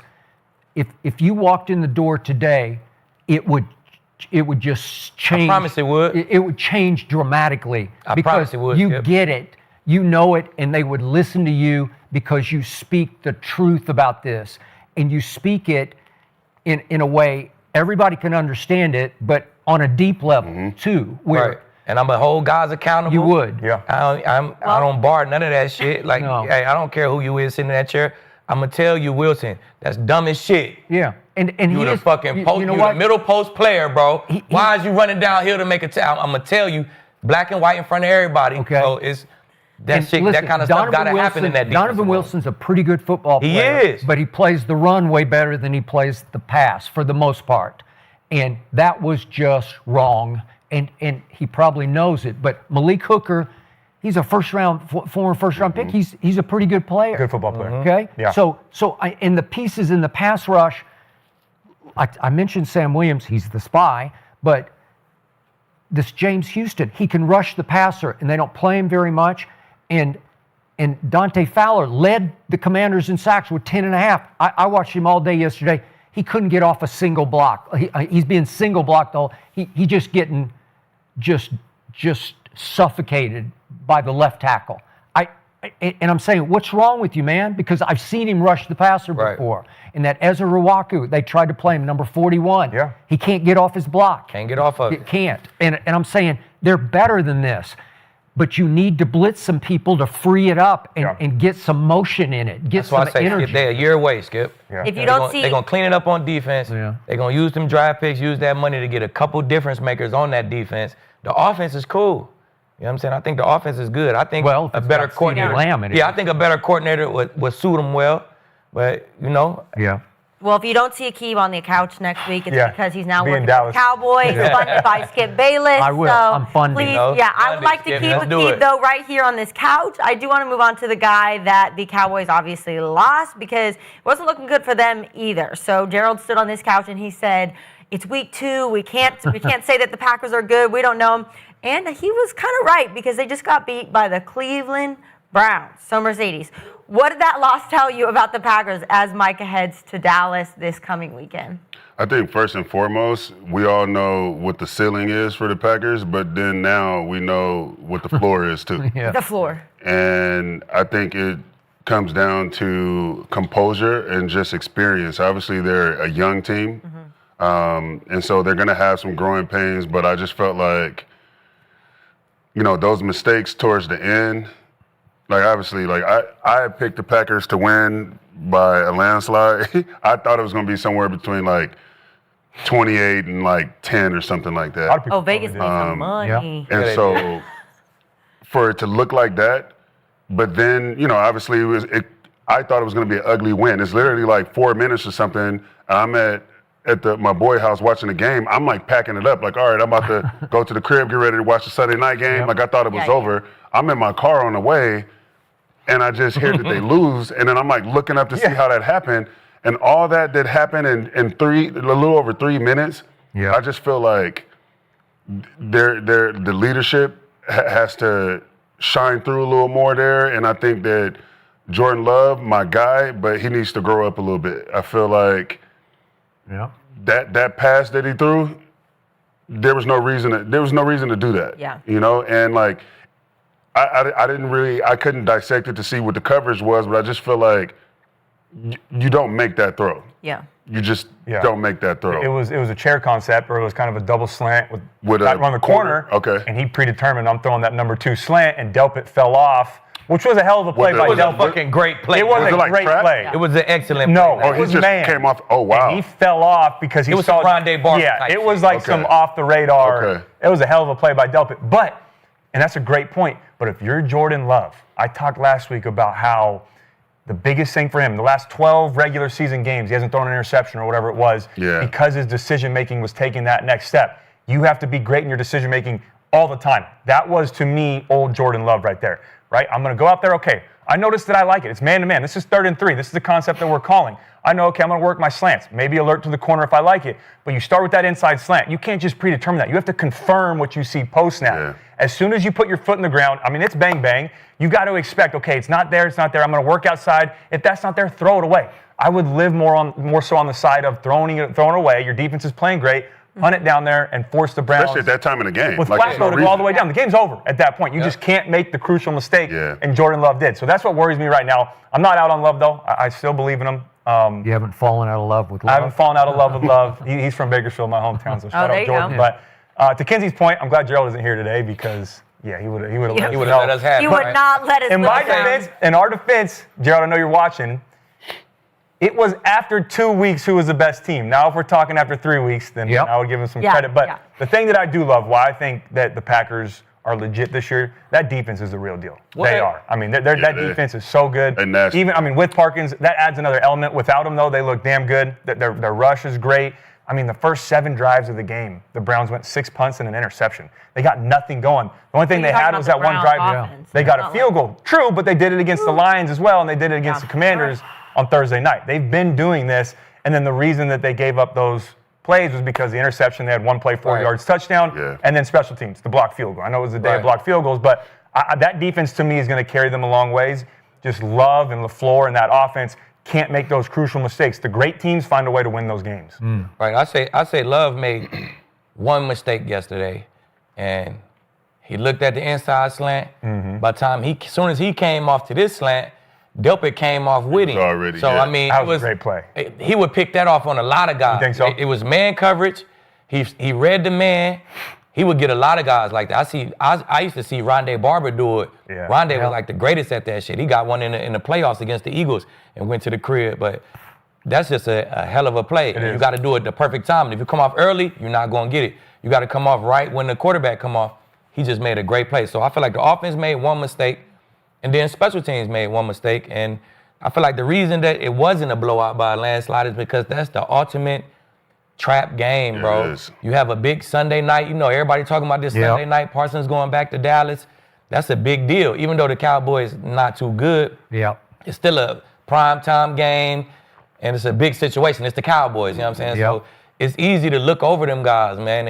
And after you look over them guys, you tend to have a great, amazing week of practice. Your coach could tell you we overlooked them, and I've been in games like that, you know what I'm saying? So I know how that following week go, you know what I'm saying? So they're going to have an amazing week of practice this week. And and it keeps you honest. Like, again, like you guys were saying, like through 2 weeks, they looked like they were going to be, you know, best team in the league.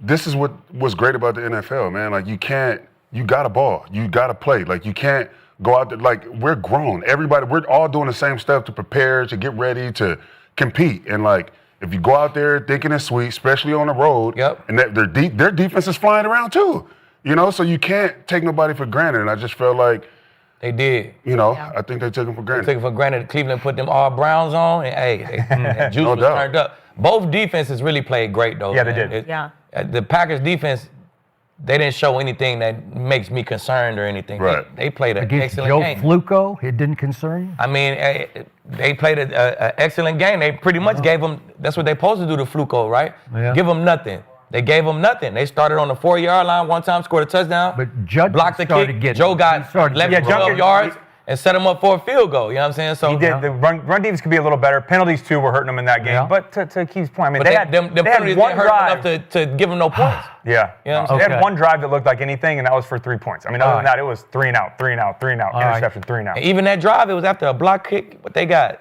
24 yards. And No, I'm talking about the one earlier, and they went Okay. 12 plays for like 60 and got a field goal. But Okay. still, they buckled down and didn't give up anything big. Okay, my turn. And I'm probably going to piss off the Packers with what I'm about to say, but I don't care. This Packer team is a bunch of front runners, and I believe they will be exposed as front runners as we get deeper and deeper into the season. The point for me yesterday, and I was not surprised by the outcome, but Micah's Green Bay honeymoon ended yesterday.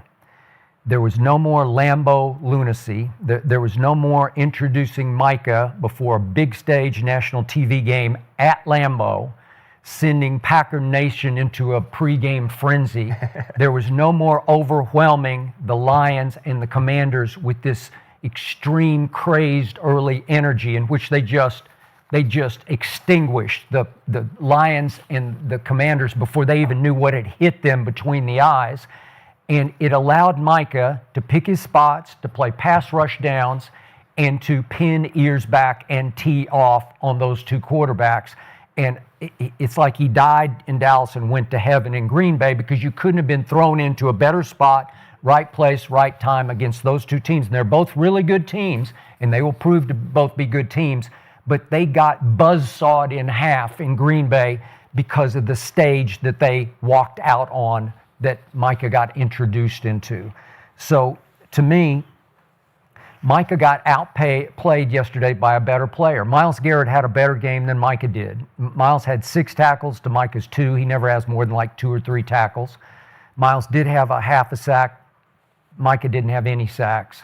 Micah did have a couple of hits on the quarterback. I'll give him that. But I thought Myles stood out and stood taller than Micah did in that game because he's just a better all-around player who deserves more money than Micah, but now doesn't make more money than Micah. And by the way, Micah did have, he lined up off sides in the late field goal drive, and it hurt them because it was 5, but they were going to need the 5. So he got a little over anxious, and he just lined up in the neutral zone. If he would have missed, he would have had another one. Yeah, there you go. So now to Jordan Love. I've said this about Jordan, and I do like him because he's a really good guy, and I think he's a really strong leader for that football team. Mm-hmm. But if you keep them close, he has been known to make late mistakes of that nature. And I give you, that was a play by Grant Delpit. It was, because he plays with his head sometimes more than his talent. He's just smart, and their defense is legit. I mean, you can make it's the best defense in pro football, and they showed you that yesterday because Packers had a long, hard day on offense. Yeah, they did. And then, to your point, he just makes one late mistake. What time did it come? 3:18. So 3:18. So you play pretty clean football, and then you make one mistake, and all of a sudden the door swings wide open, and then insanity happens. And I give you that, but my takeaway at the end of that game was now the Packers have just a little bit of doubt in the back of their mind that we're not going to go 17-0, that Micah's not magic. He hasn't completely turned us into a juggernaut because a juggernaut goes and wins that game 28-10. So in the end, all I know for sure is that the Green Bay Packers lost to the Cleveland Browns. That's all I know, and that's a fact. Yeah. That it took 4 quarters, but it ended with Cleveland ahead on the scoreboard. And for what little hope I have left for next Sunday night, I love that because that gave me just a little bit to hang on to and planted a little bit of skepticism in the back of their minds. You say they're going to have a great week of practice. I don't doubt that. But deep down, they got to be thinking, we are human. You know, we're not invincible. That's what yesterday showed. We're not invincible with Micah freaking Parsons. So here we go. Bring it on. Let's do something. Yeah, I do want to talk about, obviously, Sunday Night Football. Yeah. We've been talking about this game since the Micah trade. Obviously, they're going to go, the Packers are going to face the Cowboys. So I want to know, Aqib, CeeDee Lamb is hurt. Obviously, you just called their defense the worst defense in the NFL right now, Cowboys. So what do you see? What do you expect Sunday between the Packers and the Cowboys? I expect the Cowboys to have a great week of practice as well, because I think they kind of did the same thing as the Packers. They kind of had that Packers game on their mind, thinking, okay, They overlooked the Bears. Yeah, the Bears not playing good football. Everybody overlooked. I hope you're right. We coming off a huge win, at home. Yeah. We're going to play a bad Bears football team. They kind of overlooked them guys as well. So following it, overlook, you always have a great locked in week of practice, but I think the Packers come in, it's a little too much for them. I think the offense, I feel like the offense of the Cowboys, they are prepared without CD. They have a nice plan to work without CD. It'll be solid, and I don't think it's going to be a big of a blowout as everybody think it's going to be, just because how dialed in both teams will be throughout that week of practice. But I think the Packers come get it done, and I think Parsons leave a couple fingerprints on that game, because it's just something about when you play that X team, man. It's like a contract year. It's a lot of extra juice. I just remember me being a Buccaneer, a Patriot, and the Bucks coming to town. Served them, strapped Vincent Jackson, RP to my guy, strapped him, had an interception. I remember being a Bronco, going to Tampa. Jameis, the quarterback, you know how he like to give them out, you know what I'm saying? Jameis threw me 2 picks, you know what I'm saying? That game, I left with 2 interceptions that game. Then I remember being a Bronco playing the Patriots. Yeah. AFC chip, real stage. Yeah. I ain't have an interception, but I had like 4 pass breakups, including the game winner. Tom came down, got a touchdown, tried to throw the 2-point to Julian Edelman. I broke that up, and Roby was able to pick it up. So it's just something about playing that X team, man. If you one of them guys, you always leave a double thumbprint on them Did you game. talk about it after the game? Did you talk big and bad about it? I don't even think I did, Skip. I respect Bill. Yeah, I respect Bill. It is hard to believe. I respect Bill, Tom. I just kept it real professional, real Bronco. I just left them out of my post game, All right, go Mercedes. I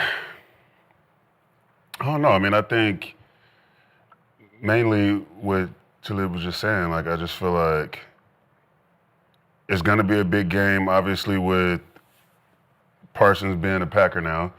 So that's a little more added juice to the game.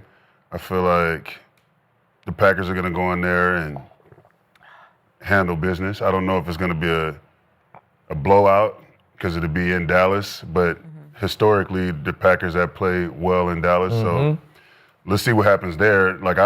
I went there with the Packers, and I think it was it 19? One of those years, and we went out there and handed it to them. And it's something about. Have you played in that new stadium? I have.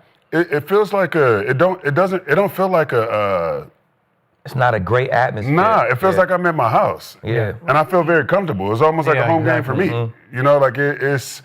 It's a weird energy. You gotta bring your own juice type of vibe. Yeah. I had an interception there.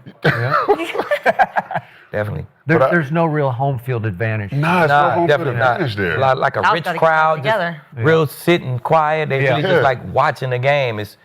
That energy is definitely not there. I remember being on the sideline, obviously in between series, and I'm looking up and I see pole dancers and all type of shit going on. I was like, yeah, they're not really tripping about this football game. They just here to get out the house. They're here for the money. There's a game going on at the social event, right? Yeah. Exactly. So I can't even football.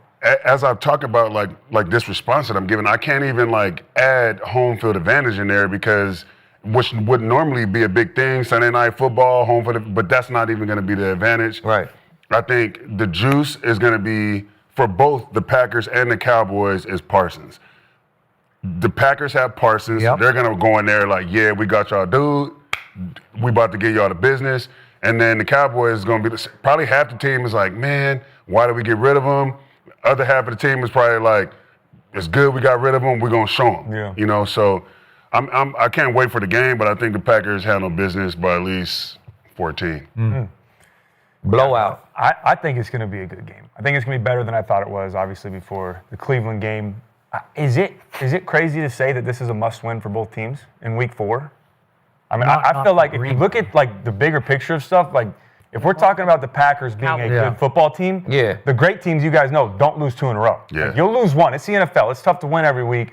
But the great teams, they get in the lab, they watch the film, they self-scout, they make the corrections that need to be made, and then they go handle business the next week. Yeah. And on the other side, the Cowboys, if they lose this game, Skip, they're going to drop to 1-3.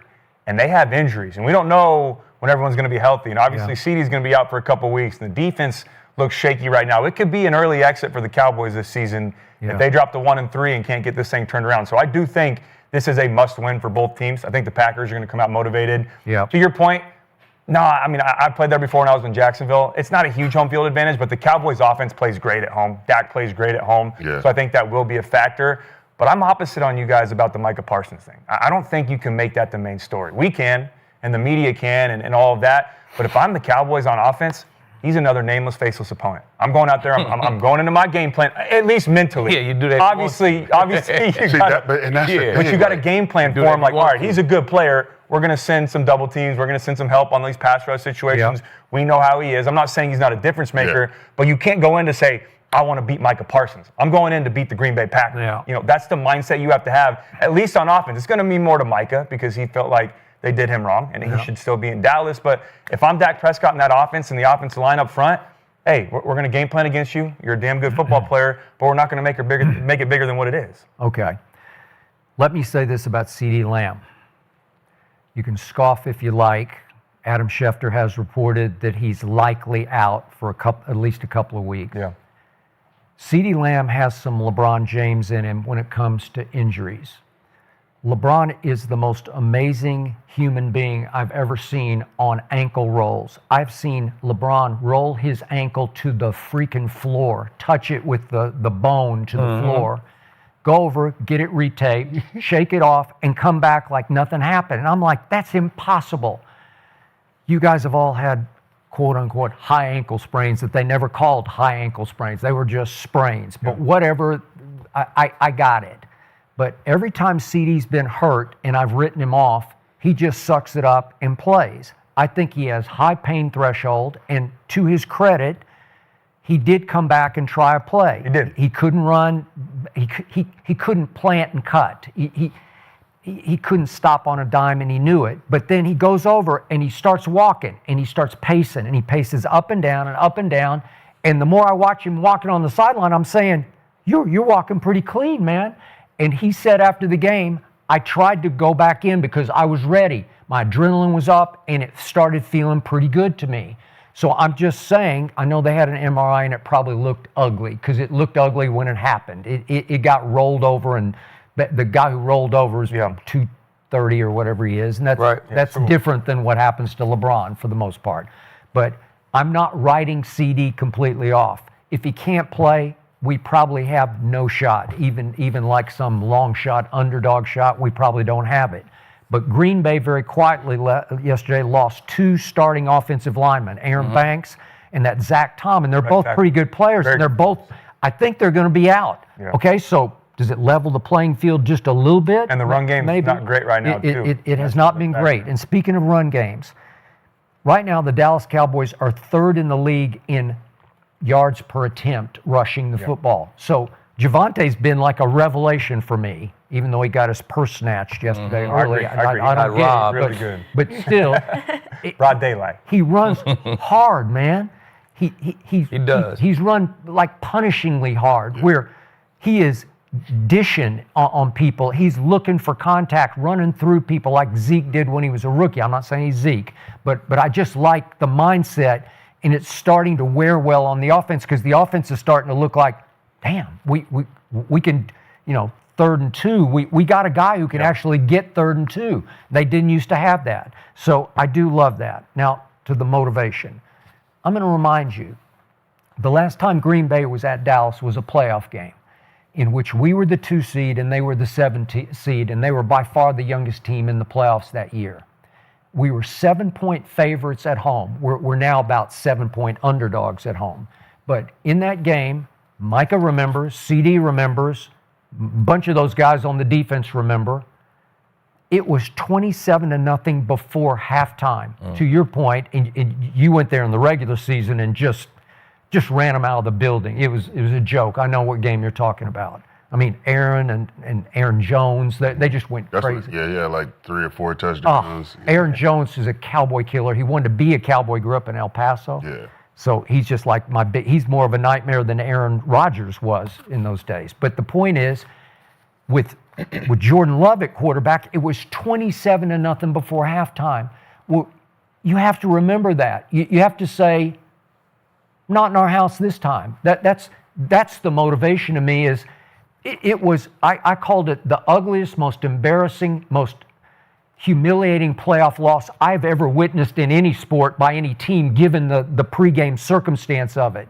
27-0 before halftime, and Dak, threw for his usual 1,000 garbage yards in the fourth quarter, and they got it back to 48-32. But whatever, it was over at halftime, and Dak and CD are going at it, and on the bench, the CD's sitting down at the end of the bench and dropping his head because he's mad at Dak. So it's time to. There's some blood involved here.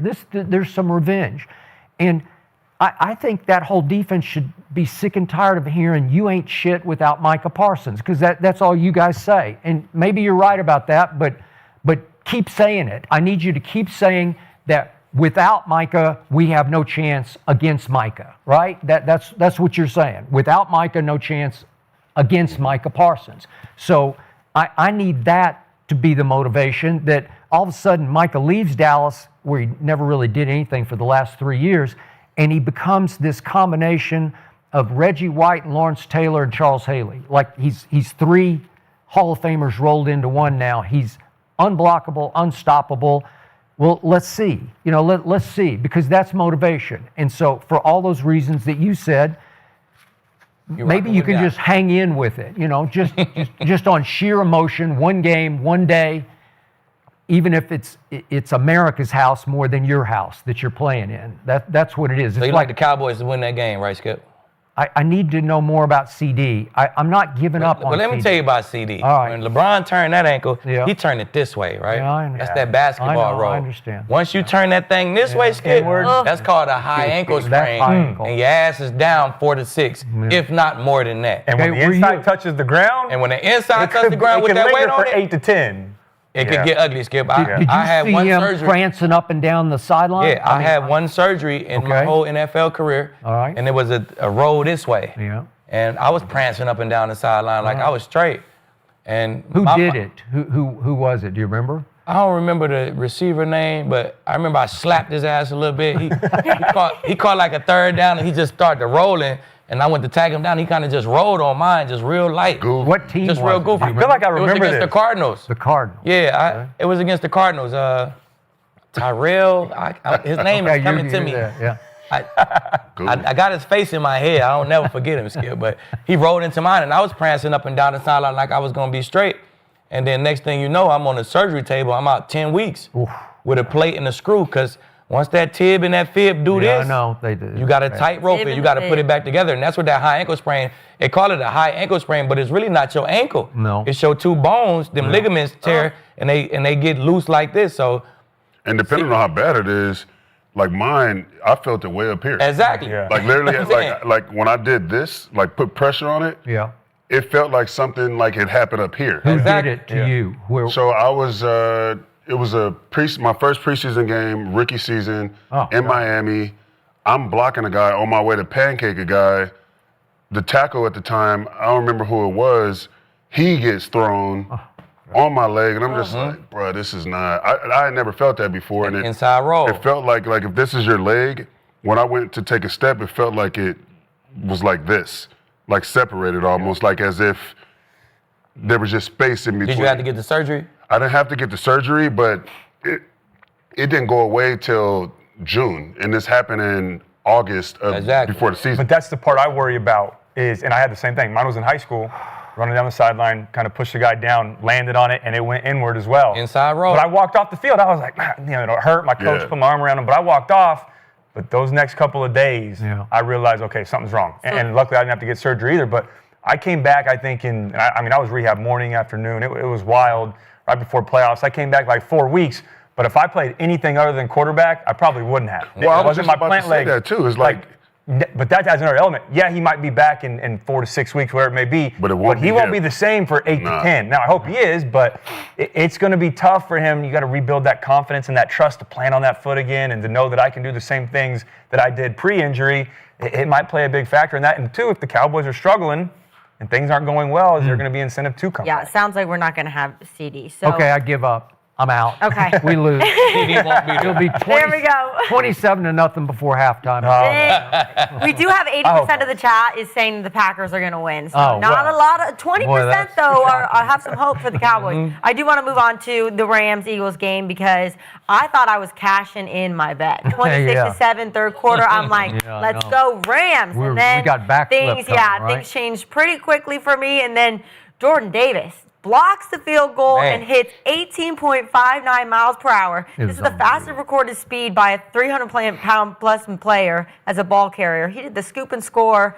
He was moving. He ran more yards than the entire Bengals game yesterday. So, Skip, how surprised were you that the Eagles came back to win yesterday? I cashed in my chips too. I thought they were done. I've never seen things quite like this. I can't remember in all my years doing this of seeing a defending champ at home get so dominated, so overwhelmed, so embarrassed for an entire half, and then fall behind 26-7 early in the third quarter and completely flip the script and win the rest of the game 26-7. Those are some weird numbers, but that's what happened. They fall behind 26-7, and then the score from that moment on, early third, is 26-7 home team. Well, that's impossible because in the first half, they had -3 yards passing. -3. Jalen Hurts had -3 yards passing, and A.J. Brown had 1 target and 0 catches in the first half. In the second half, A.J. Brown had 9 targets and 6 catches for 109 yards in the second half. As he should have. My God. Yeah. And it just reminded me of a famous quote from Rudy Tomjanovich. I'm going basketball again. Back in the day of the Rockets winning back-to-back, there was no Jordan. He was gone for a little while. But remember what Rudy Tomjanovich said about those Rockets? Don't ever underestimate the heart of a champion. And as cliched as that might sound, that was hearts of champions right there in the second half, because I was highly impressed that the Eagles showed no quit, no give up, no what the hell happened, like we just had a bad day. No, they didn't quit, and the Rams got put back in their place. They're just not ready to do that just yet. I still have great respect for them and Matthew Stafford and even Jared Verse in the defense. They made a first half statement, but unfortunately, they're 4 quarters. Would you call that clutch, the Eagles? I mean, Jalen Hurts has always been clutch, but it was like 2 quarters of clutch. It's like every throw has to be clutch because there's no room for error, man. The degree of difficulty is extreme. But the biggest part for that is they finally cut him loose. Patullo finally put the ball in his hands, right? And I know there's games you're going to have to be balanced. You have Saquon Barkley as your running back. Get him the football. But sometimes, and I talked about this, why he's a top 5 quarterback, is Jalen Hurts is so good in his role to know, there's games that I'm going to be Clark Kent, and I just have to be pedestrian and get the ball to Saquon and throw a check down and throw a slant. But then there's games where he has to be Superman and throw the cape on, and he can do that. And that wasn't against a team that, we're getting blown out on a game we should win. That's a damn good Rams football team, and we probably will see this matchup again in the playoffs if they meet each other. But the thing that was most impressive to me is that regardless if it was the first half or the second half, Jalen Hurts didn't change mentally. There was nothing to where it looked like, I turned it on, I'm ready to go now. Never. He didn't get flustered. He didn't get rattled in the first half. I mean, watch him after the damn block on the kick. Just keeps his face the same. Walks over, shakes Stafford's hand, and goes to the locker room. I mean, that's the type of guy that you want as your leader. But again, back to Patullo.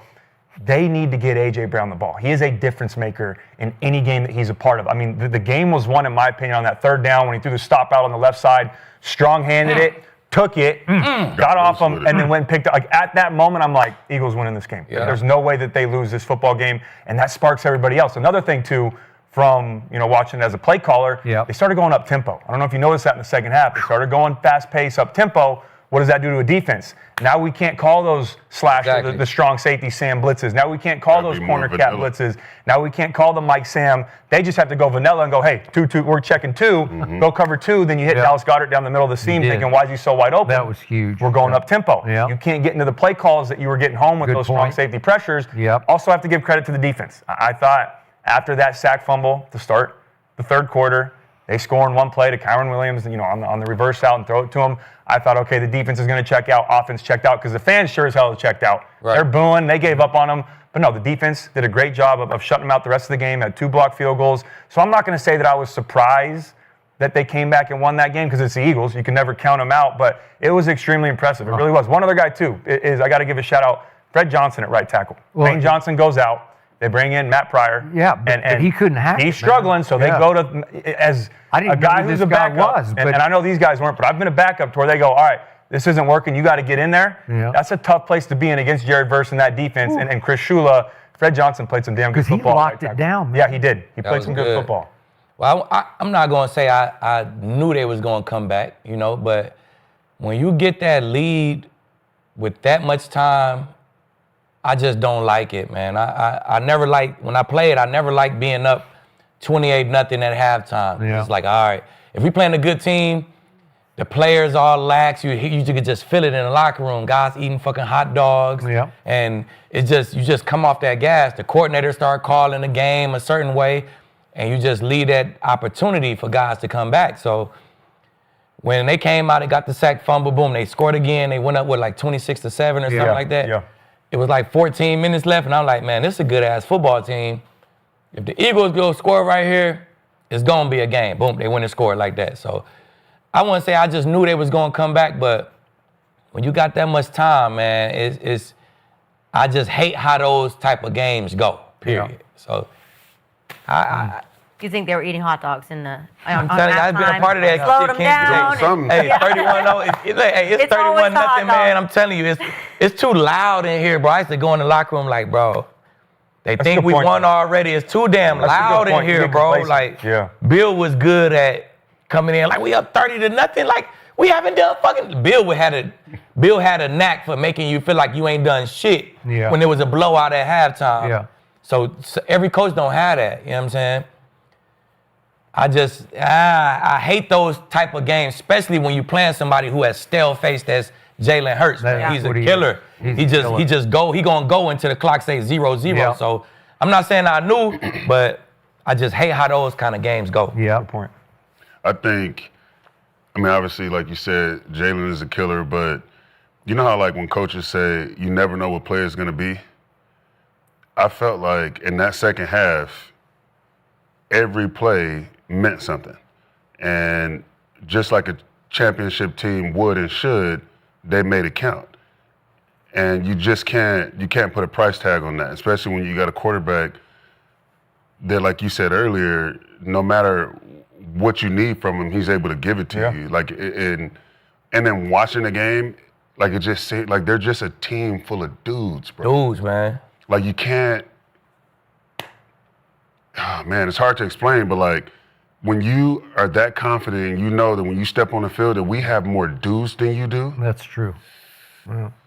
We think we're going to be in the game regardless of what it is. Like it's like the years when I was in Green Bay, those 5 years, like we had dudes. So no matter what happened, we know we're going to be in the game. And Jalen Hurts is like,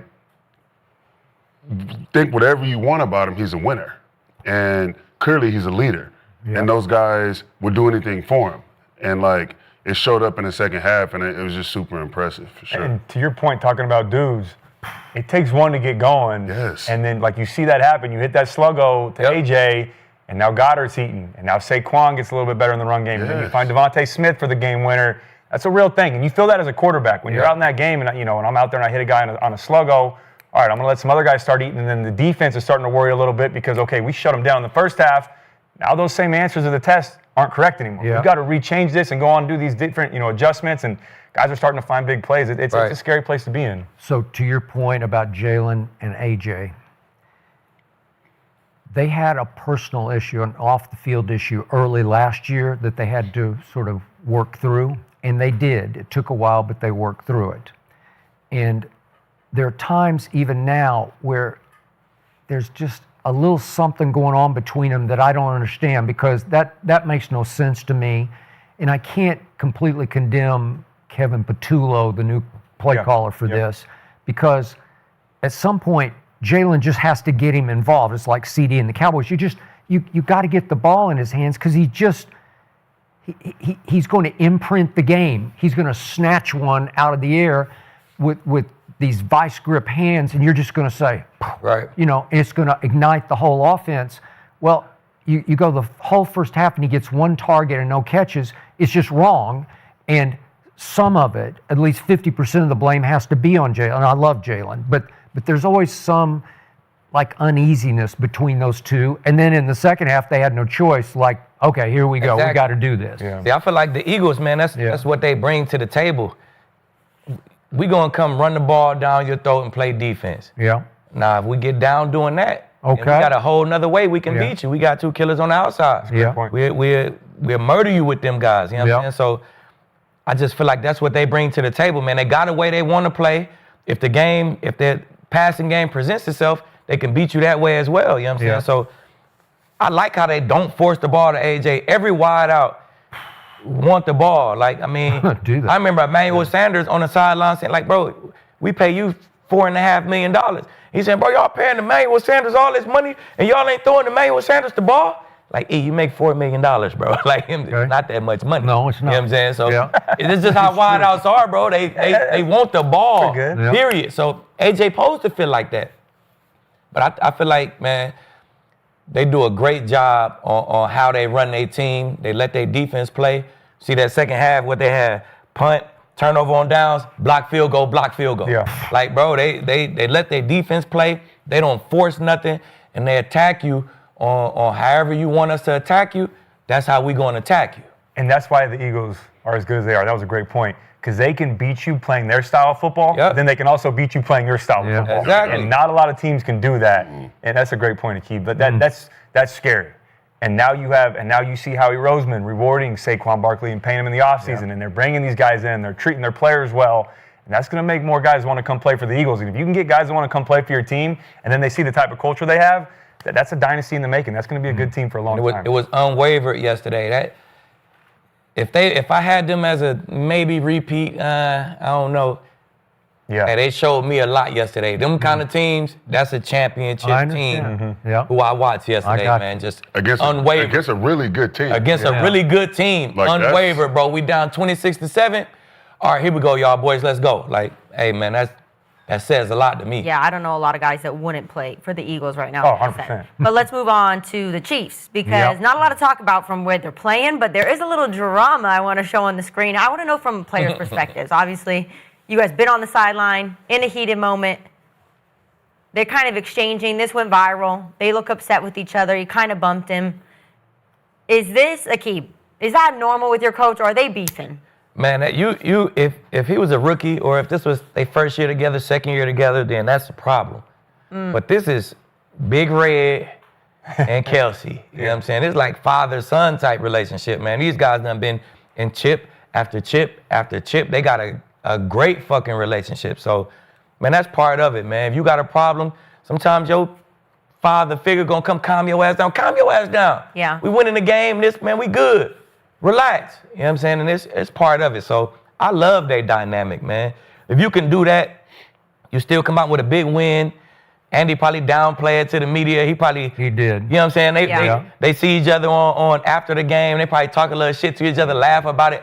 I absolutely love that dynamic, because, like you said, man, we grown guys. We all rich. It's a lot of egos on that field, on that sideline. So sometimes it happens like that. But, man, if you come out with a big win, there's nothing wrong with that in my eyes at all. Yeah, I mean, he pretty much hit on all the points. I feel like those two, they've done a lot of winning together. That relationship and that rapport has been crafted over so many, so many years and so many plays. They trust each other.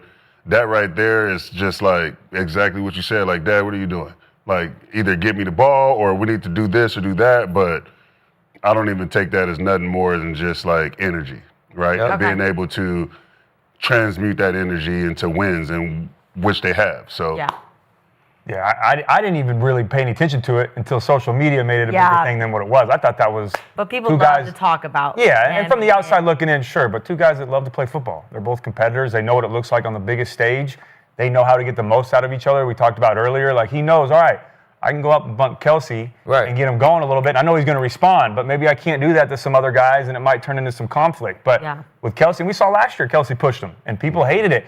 But I promise you, like, there's you could say there's a time and a place, but those guys are at the office right now. Like this is where that's your sanctuary as a football player. Exactly. I need the most out of you right now. I'm not going to push you at practice. We'll talk and be calm. But when emotions are high and you're in a football game, like that's when everything comes out. Mm-hmm. And when you can respond like they do, I have no problem with it. I love it. I think that's great. Man, I think you guys are numb to the bigger picture of this. If that had been any other head coach and any other star player, we would have talked for 2 full hours. But it wasn't. Okay, I understand. But the point is, Andy initiated physical contact and left shouldered him. You know, he threw a shoulder into him and rammed him. And I'm like, what? But maybe that's what Kelsey needed. Okay, it probably was. And this happened in the Super Bowl that they won 2 Super Bowls ago. Yeah. And then, of course, they all poo-poo it after the game. You know, it's no big deal. It's just the way we are. And after this game last night, they all just shot it down. And the media kind of lets it go because, they have, to your point, they've won a lot of games together. But Travis Kelce has become such an actor now, such a celebrity, that I sometimes even wonder if Andy knows it's like staged. It's like Andy decides. It's like a basketball head coach getting attacked for momentum's sake. Like I've got to break the momentum. I got to inspire my team. I got to ignite something here. I'm going to get a, so to speak, tech. I'm going to go ram my star receiver. He's a fading star, but he's still a star. Right. And it came soon after that play where he's running an option route and Mahomes is looking at him, and you just don't see those two, because you want to talk about a wavelength, go the wrong way. And Travis, I don't know what Pat was seeing and what he was seeing, but he just misses him by 5 yards. And I'm like, what? That doesn't happen. And Chris Collinsworth says on the broadcast, I don't have any words. Well, you don't have any words because we haven't seen that from those two before. Usually that's just candy from a baby. You know, like there's no linebacker who can cover Travis Kelce on 3rd and 3, you know, where you got to cover him on a little in and out option route. And so it's amazing that they would have that kind of relationship, because I've never seen that before. I don't know if you guys have ever seen anything like that, where a head coach would go to physical contact and get away with it because that's just the way they are. Right. Because they've won so many games. I don't know if you can remember college or high school where a head coach would, that's initiating physical contact with a star player. Right. Anywhere else, it's a mushroom cloud of media reaction. We've seen that between the same 2 guys before. Once. Yep. We saw it once. And they probably won a chip that year, huh? They did. I'm just going on a limb and saying that. Yeah. They probably won a chip that year. So different guys got different relationships, man. If that's DeBow and Neighbors, then that's probably a problem. If that's Schottenheimer and Pickens, then that's probably a problem. Yeah. But for some guys who've been in the chip after chip after chip after chip, bro, they on damn Burger King commercials together. They are. These guys don't have no problem with each other. That's like, man, we wasn't winning in that sense, but Raheem Morris was my coach for 3 years straight. Bro. I had a great relationship with Rod, to the point where I used to see him. I might hit him, bang, bang, watch out, Rod, what's that? Like, you know what I'm saying? That's my dog. Like, I love him. He loved me. But he still would, to this day. He would tough love you, too. Yeah, he tough loved me, too. You know what I'm saying? But we had that relationship where if I was mad as hell in the game, he'd come, hey, lock in. Like, other coaches might not be able to do that. I might slap his fucking hand off and say, hey, get your fucking hands off.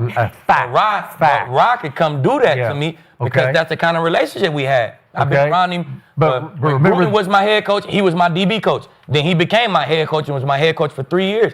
So I was around him for 4 years straight. On the field, off the field, we had a great fucking relationship. You know but remember the one time you were late and he called you in and what happened? Yeah, but Rod was cool in that situation. We in London. he know I'm coming in late. It's London. Okay. But Ryan had the problem with it. It was Allstott had the problem with it. Okay. You know what I'm saying? So when we got into that situation, me and Allstott, Rod got at Allstott. He really got on him more than he got on me. Like, hey, Allstott, hey, chill. Let me handle Aqib. Wow. You know what I'm saying? So that's because the relationship that we had. You know what I'm saying? So, man, some guys had that relationship, and if you got that relationship, it's nothing. And to that point, that relationship may happen 1 or 2 times throughout your career. Exactly. There's 2 coaches that I have had that type of relationship with that was just natural, organic. He got the best out of me, and I wanted to be coached hard, and through the grind, the love came. Yeah. And so in moments like that where it looked like it could be big on TV, to everybody else, it's really nothing. And it's really just like, hey, man, get your shit together. Or, come on, do what you want right now. Or go be a leader, or whatever it is. Yep. Right.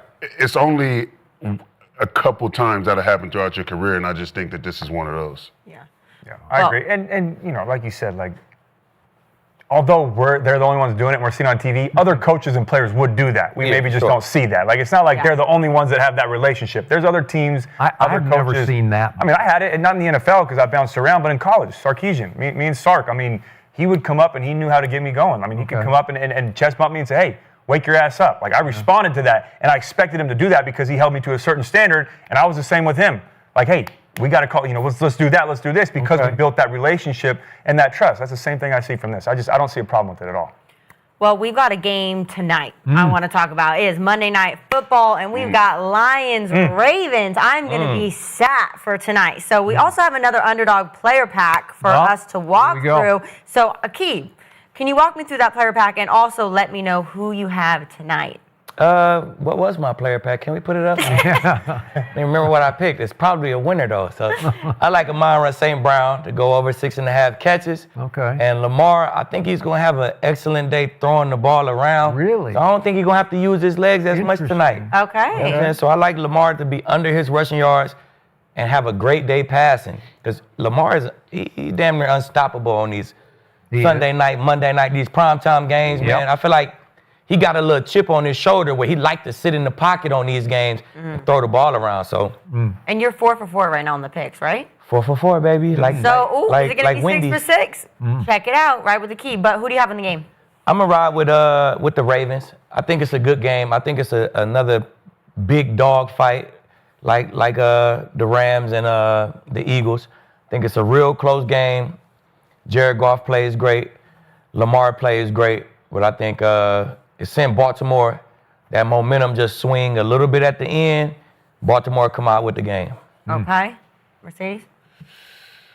I'm taking Baltimore. I think, you know, playing at home. And Lamar, I think he's like 20-6 or something on Monday night or something ridiculous like that. Highest quarterback rating. Like, it's like 3 or 4 different things that just blew my mind when I just happened to look at it a few weeks ago. But I think Lamar and the Ravens get it done. Okay. Yeah, I'm going Ravens as well. 3 for 3 on that. I mean, Jared Goff.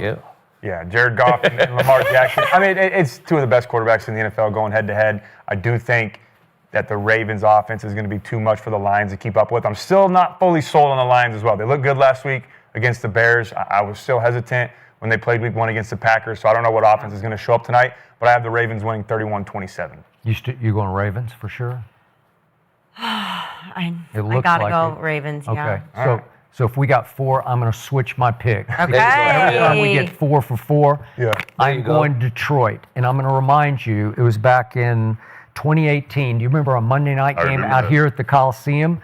Jared Goff went up against Patrick Mahomes, and it was the all-time shootout. And it ended up 54-51 Rams. And Jared Goff threw for 413, and Mahomes was spectacular. But Jared Goff did have the last laugh in that game. So I'll remember what one of your buddies texted you about Ravens going to Raven, you know, because they do. They just, there's something about them. They're really good, and then there's the Ravens Raven. Like, so I'll got them in the Super Bowl. I'll go, you do. But I'm going to go high scoring. I'm going to go 38-35 Jared Goff. Okay. All right. Ooh, looking good. Okay, well, We got a big night tonight, so that means we're going to see you back here tomorrow on this couch, 11:30 a.m. PST. So we will see you. We're going to have so much to talk about, and let's see who wins. We'll see you tomorrow.